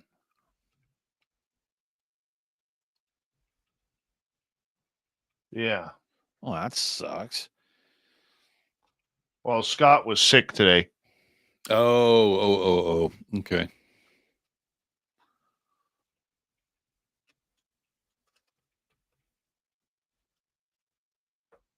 So you covered for him, and then he's going to come in tomorrow, hopefully. And yeah. Excellent. That's the way it's going to go. Excellent. Good night, Ryder. How are you? Undead Jed, how are you? I'm tired. Me too. Yeah, you had a hard day. Get off of here. Go to bed, man. All right, I will. Good night, everybody. This was awesome. And thanks for putting up with my face on the screen for 3 hours. It was ugly, but it was worth it. I don't know. It was ugly, though. All right, everybody. All right, have a good night. Have a good night, bro. You too. I might stop by tomorrow. See you. Yeah, sounds good. I would be there all day. All right, bud. All Take right. care. Ciao. All right.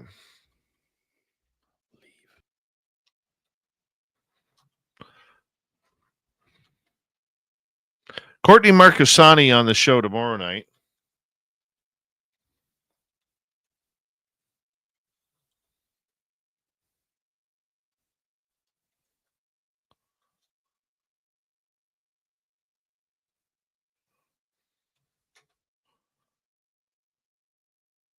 Going to be fun. Oh, Dirty Filth left as well. Well, if they've left, I'm going to leave too.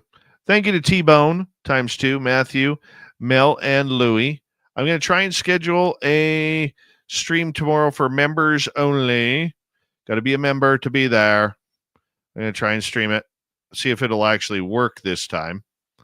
And we go from there. Thank you, everybody. Much love. Don't forget to hit subscribe, ring that bell. Hi, Lex Diaz. Good morning, Skip to my Lou. And good night to all of you. Take care.